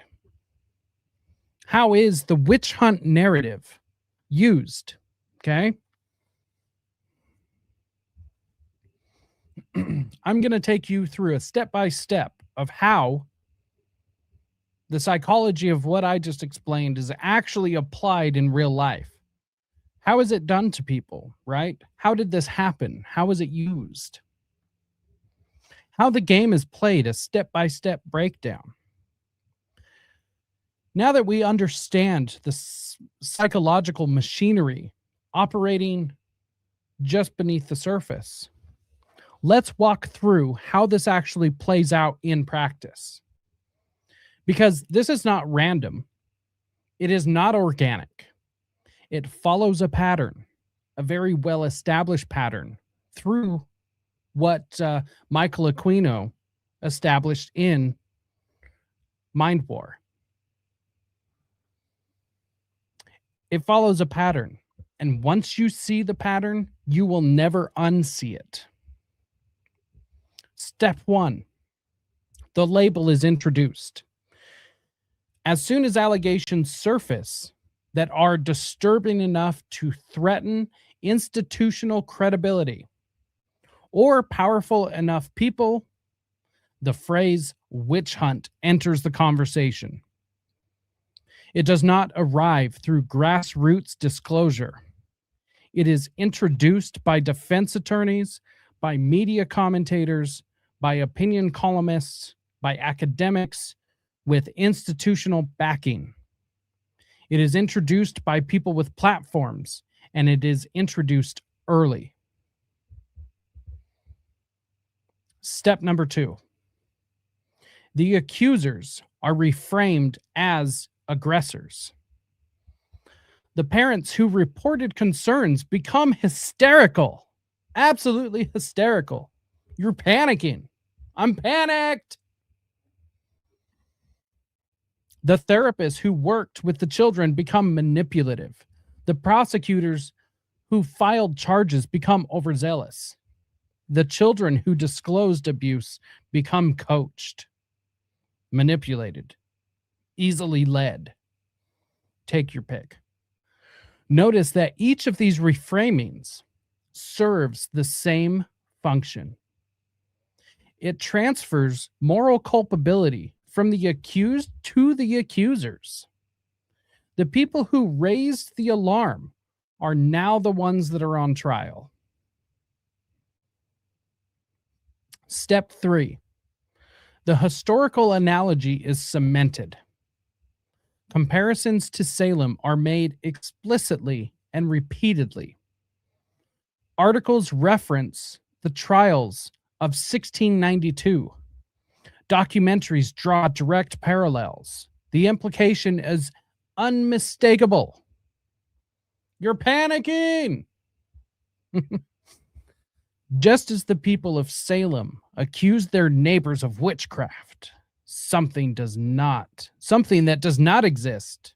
Okay? Witchcraft doesn't exist. So too are these modern accusers fabricating crimes that did not occur. The analogy is powerful precisely because it is familiar and because it carries a built-in moral lesson that everyone already agrees with. Witch hunts are bad, and the people who participate in them are either foolish or malicious. Step number 4. The evidence is buried beneath the narrative. This is the critical step. Once the witch hunt frame is established, individual pieces of evidence stop being evaluated on their merits. Medical findings are dismissed as inconclusive. Children's testimony is dismissed as contaminated. Corroborating accounts from multiple unconnected children are dismissed as the product of shared suggestive interviewing techniques. The frame has already determined the conclusion. The evidence is simply sorted to fit. Anything that supports the witch hunt narrative is amplified. Anything that contradicts it is ignored or explained away. Step number 5. The cultural verdict is delivered. At this point, the narrative has achieved critical mass. It is no longer an argument being made. It is the default understanding of what happened. Documentaries are produced that reinforce the frame. Books are written. University courses teach it. The Satanic Panic becomes a case study in mass hysteria, filed alongside Salem and the Red Scare. And once it reaches this stage, it becomes nearly impossible to challenge. Because challenging it requires not just presenting new evidence, but dismantling an entire cultural consensus that people have built their understanding of this period around. And that's what we're trying to do here, folks. Seems like a big task, right? I don't give a shit. I'm here for it. Because this has to change. This is why I'm trying to teach people about this. This is super important. And people need to understand how this works. So, once again, a step-by-step breakdown. Step 1, the label is introduced. Step 2, the accusers are reframed as aggressors. Step 3, the historical analogy is cemented. Step 4, the evidence is buried beneath the narrative. And step 5, the cultural verdict is delivered.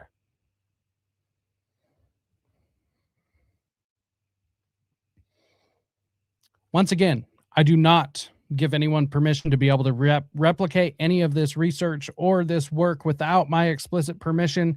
This is the work of Jacob Johnson at Rise to Liberty and Beware the Mockingbird. And if you steal this, you can go fuck yourselves. Part 5. Why the Satanic Panic was not a witch hunt. Okay? Here's the meat of it. Here's the meat. I'm excited to share this. Now let's get to the part that matters, because once you understand how the witch hunt narrative works, once you see the machinery, the next question becomes obvious. Does the comparison actually hold up? And the answer, when you look at it honestly, is no. It does not. Not even close. The Salem witch trials were predicated on accusations of something that does not exist. Witchcraft, as defined by the Puritans of 1692, is something as follows. Supernatural pacts with the devil, spectral evidence, demonic possession. Well, in this sense, the way that they portray it, or at least the way that we're taught about it, is not true. These things are all true in different forms, just like magic. Magic is real, but it's not the Harry Potter shit, right?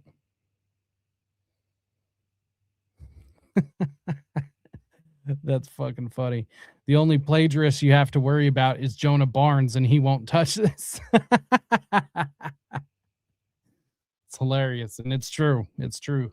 Jonah Barnes is a plagiarist and a liar. So all of these things do exist. Supernatural pacts with the devil, spectral evidence, demonic possession. I mean, these things do exist. It's just not in the way that you think. Magic exists. Brainwashing is a thing. Brainwashing exists. There's science behind it. That is magic. It just is what it is. It's just not the Harry Potter shit that people wish it was. Not you fine people, but other people. Normies, I guess. So these things are not real. They say there were no victims of actual witchcraft in Salem because witchcraft, in the way that it is being described, cannot be perpetrated. The accusations were, by definition, false. Not because the accusers were necessarily lying, even though I think they were, but because the crime they were describing was a physical impossibility, which is true. The Satanic Panic, by contrast, involved allegations of crimes that are not only possible, but thoroughly documented throughout human history. Child sexual abuse, physical abuse, psychological torture, and organized criminal activity. These are not supernatural claims. These are not accusations of spectral evidence or demonic flight. These are accusations of adults harming children. And to compare people who reported these crimes to the accusers at Salem is not just intellectually lazy, it is grotesque. It equates the reporting of child abuse with the prosecution of innocence. And in doing so, it performs exactly the function it was designed to perform. It makes you feel foolish for even considering that the allegations might be true. It also allows for the perpetrators of child abuse to be able to keep abusing. It silences the millions of voices that try to come forward, that try to expose the abuse, that try to expose this organized cabal of Satanists, whether they are outward Satanist or they're just criminals. Either way, it is all satanic. It's satanic in nature because it's satanic to abuse a fucking child.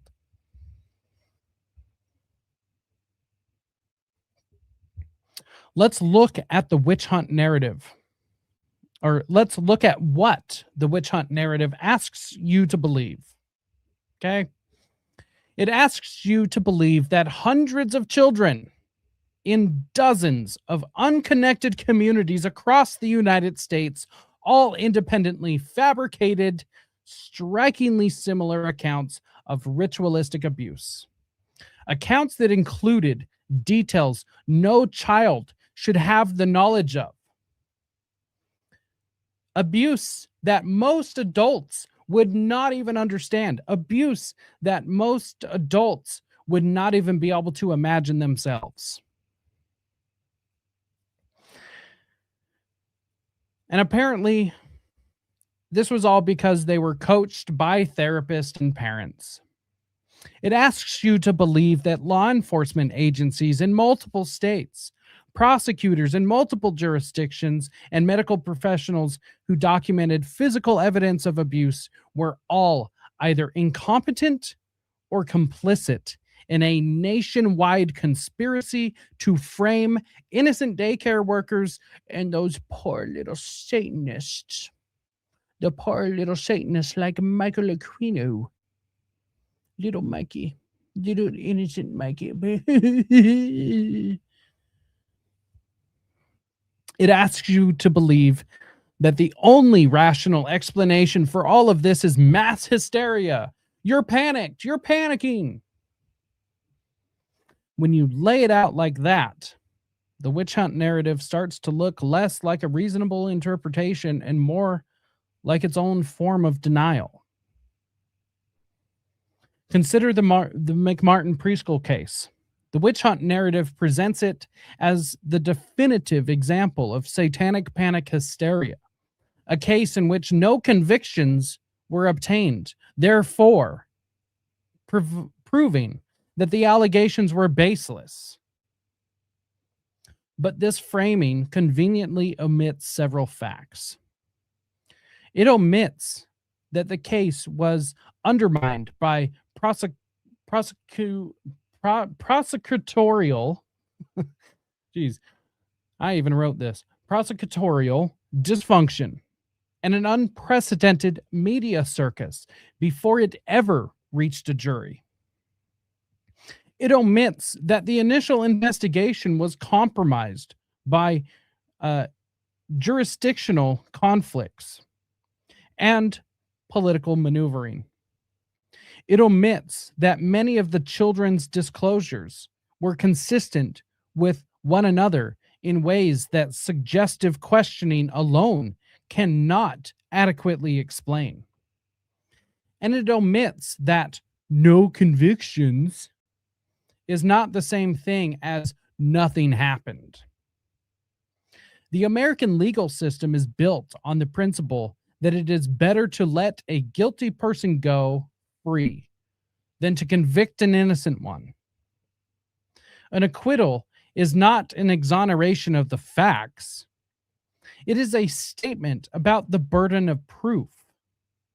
But the witch hunt narrative does not make this distinction, because making it would undermine the entire framing. Consider the Fales Acres case. Gerald, Cheryl, and Violet Amaralute. Like I said, I don't know how to pronounce their last name. Were convicted and sentenced to prison based on the testimony of children who described being abused in specific, verifiable ways. The convictions were upheld on appeal. And yet, the case is routinely cited as an example of satanic panic hysteria. Not because the evidence was weak, but because the witch hunt narrative had already determined the conclusion before the evidence was evaluated. This family, which I'm not going to keep trying to pronounce their last name, became sympathetic figures in media coverage, not because the facts of the case exonerated them, but because the cultural frame had already decided that anyone accused during the Satanic Panic must be innocent. Consider the Kearns County cases. Multiple families were accused of participating in organized child abuse. Children provided detailed accounts. Some defendants were convicted. And yet, the entire episode has been folded into the witch hunt narrative as another example of mass hysteria. The pattern is the same every time. The label is applied, the accusers are discredited, the evidence is dismissed, and the case is filed under panic.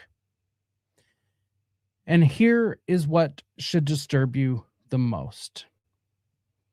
In every single one of these cases, at the center of the controversy, there were children. Real children. Children who told adults that they had been hurt. And the witch hunt narrative's primary function, whether intentional or not, was to provide a framework for dismissing what those children said.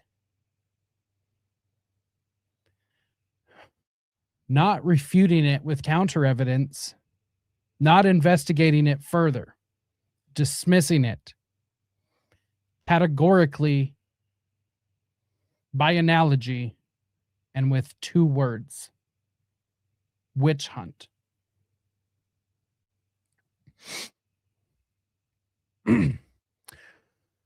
How to spot the witch hunt narrative. Once you understand the mechanics, spotting this narrative in the wild becomes remarkably easy. It follows the same playbook every single time, and it is not limited to the Satanic Panic. You will find it deployed wherever allegations threaten institutional power, and once you learn to recognize it, you will start seeing it everywhere. Look for the label arriving before the analysis. If the first response to a set of serious allegations is a historical comparison rather than the examination of the evidence, you are likely watching the narrative being deployed. Legitimate skepticism engages with the facts first. The witch hunt narrative skips the facts entirely and goes straight to framing. Look for the systematic discrediting of accusers. If every person who raised an alarm is being described in pathologizing language, hysterical, manipulative, overzealous, coached, or my favorite from David Levitt, mentally ill, mentally unwell. Ask yourself whether these characterizations are based on documented behavior or whether they are functioning as narrative devices designed to preempt the evidence.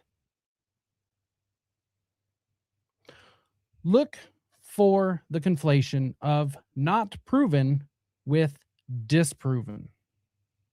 This is one of the most common and most dangerous sleights of hand in the entire playbook. A case that fails to result in conviction is not the same as a case in which no crime occurred. A retraction statement is not the same as a fabricated one. An acquittal is not the same as exoneration.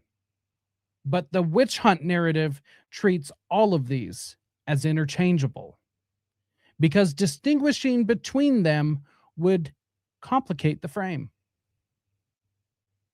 And most importantly, look for who benefits. Every narrative serves someone's interest.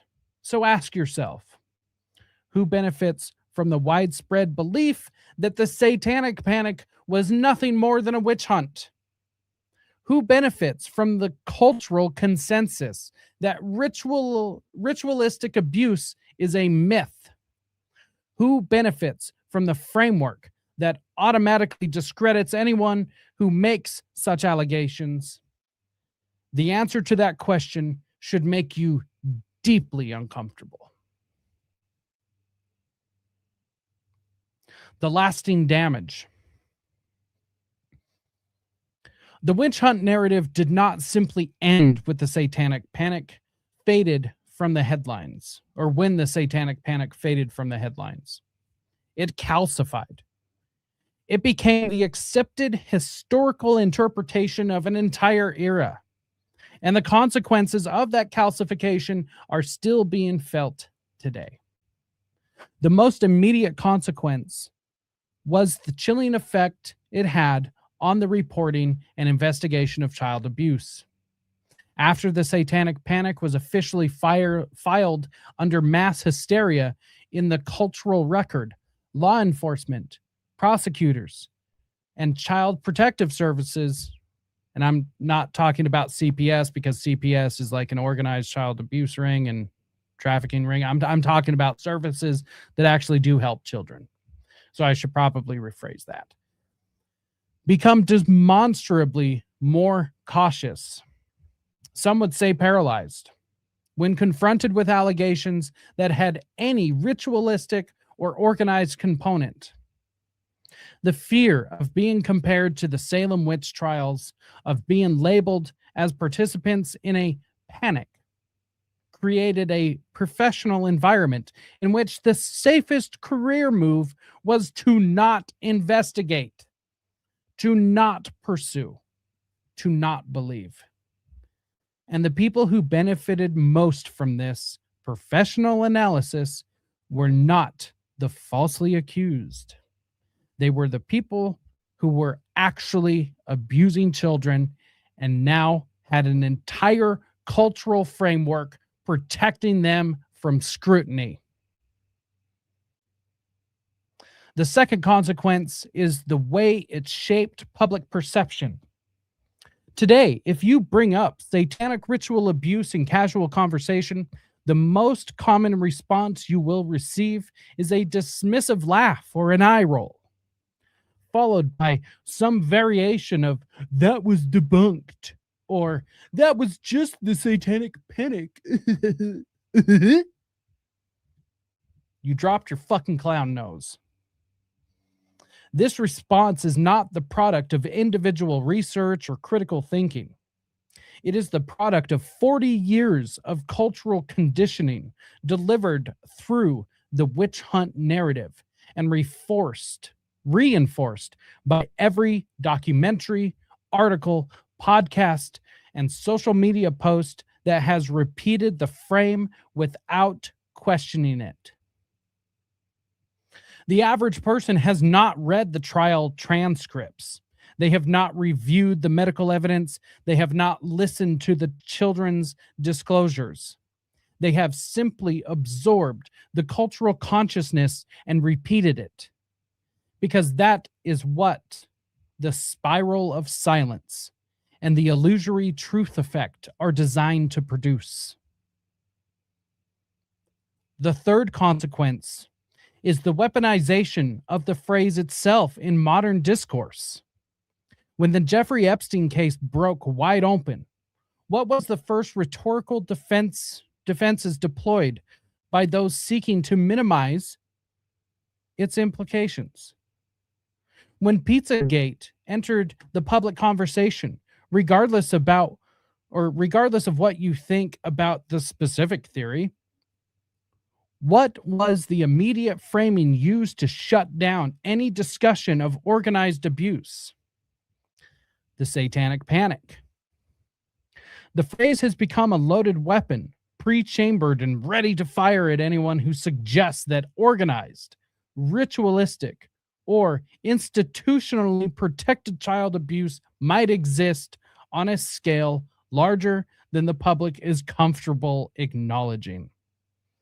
It is no longer just a historical reference. It is a silencing mechanism.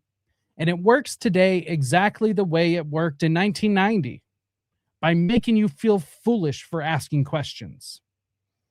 This is the legacy of the witch hunt narrative. Not justice, not clarity, not truth. A cultural reflex that automatically dismisses the most vulnerable victims and automatically protects the most powerful perpetrators. A reflex so deeply embedded that most people do not even realize they have it. A reflex that was installed deliberately, methodologically, over decades, by two words and the psychological machinery they activate. And yet, for all the damage the witch hunt narrative has done, for all the cases it has buried, all the children it silenced, and all the investigations it killed before they could begin, it could not have achieved any of this alone. It needed fuel. It needed a vehicle.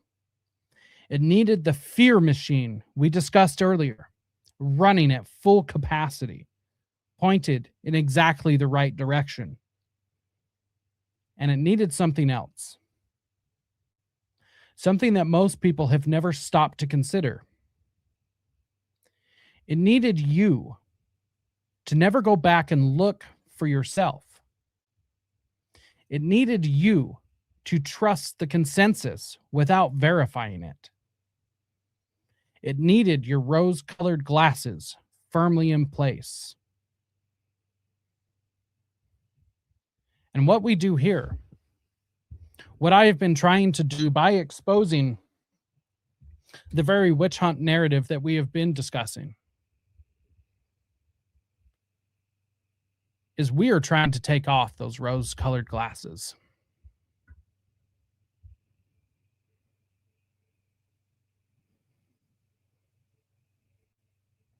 Suggestion that this lawyer was taken out into the desert at gunpoint. Well, that's asinine in a nutshell. We don't take anybody anywhere at gunpoint. We don't threaten anybody.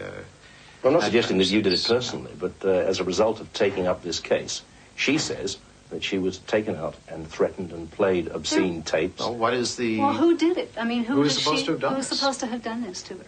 Well, she believes it was done on your behalf. Oh, that's stupid. It's absolutely untrue. Just ridiculous. It's that kind of stuff. It's that kind of stuff that is causing all the misery. And it's a witch hunt in the classical sense, just as the witch hunts that took place here in England and in Salem, Massachusetts in the United States. This has been a breakdown of exactly what the witch hunt narrative is and how it works. I hope that each and every single one of you are able to take this information and be able to apply it. That was the whole point of doing this. The whole point is to expose this for exactly what it is, because we live in a world that has been ruled by people that have no business ruling it. We live in a world where the voices of millions of abused have been silenced, and for one, I am sick of it. I can't take it. I refuse to do nothing. And hopefully, if you're watching this, you also agree with that. That we cannot live in a society where these ideas and these things are perpetrated, and then people who actually call it out are demonized for that. I agree 100% that we should not imprison, or we should not accuse those who are actually innocent. I agree absolutely, wholeheartedly. I also agree with innocent until proven guilty. But when those are actually proven guilty, we do not dismiss it. We do not let them out to just wandering society. We do not allow them to continue to perpetrate these crimes. So hopefully you have found this worthwhile. Like I said, I will be turning this into a Substack article. It will be a companion. I will do a more formal presentation of this article. But hopefully this is something you guys have enjoyed. And if you enjoy the work that I do, I need all the help possible. So make sure and hit that like, share, subscribe. Make sure and head on over to allmylinks.com/rise to liberty. If you can, if you have the opportunity to, please donate. I'm supported by viewers and listeners like you. Head on over to ko-fi.com/rise to liberty. Donate if you can. That's basically a tip jar. Head on over to Beware the Mockingbird, which is where this article will be posted. Make sure and subscribe. Make sure we don't lose touch. Head on over to risetoliberty.store and pick up some merch if you have the ability to. And if you don't, or if you do, either way, hit the like, share, subscribe, share the show, cut this up and share it with people. Get it out there. Get this information out there. Just make sure and tag me in it. And I think that's it for today. I hope you all have a very wonderful weekend. Make sure and hug your family members tight. I'll say a prayer for all of you. Thank you so much for joining me on another episode of Rise to Liberty. And we will be back next week. We will be back Monday. So until next time, stay free, my friends.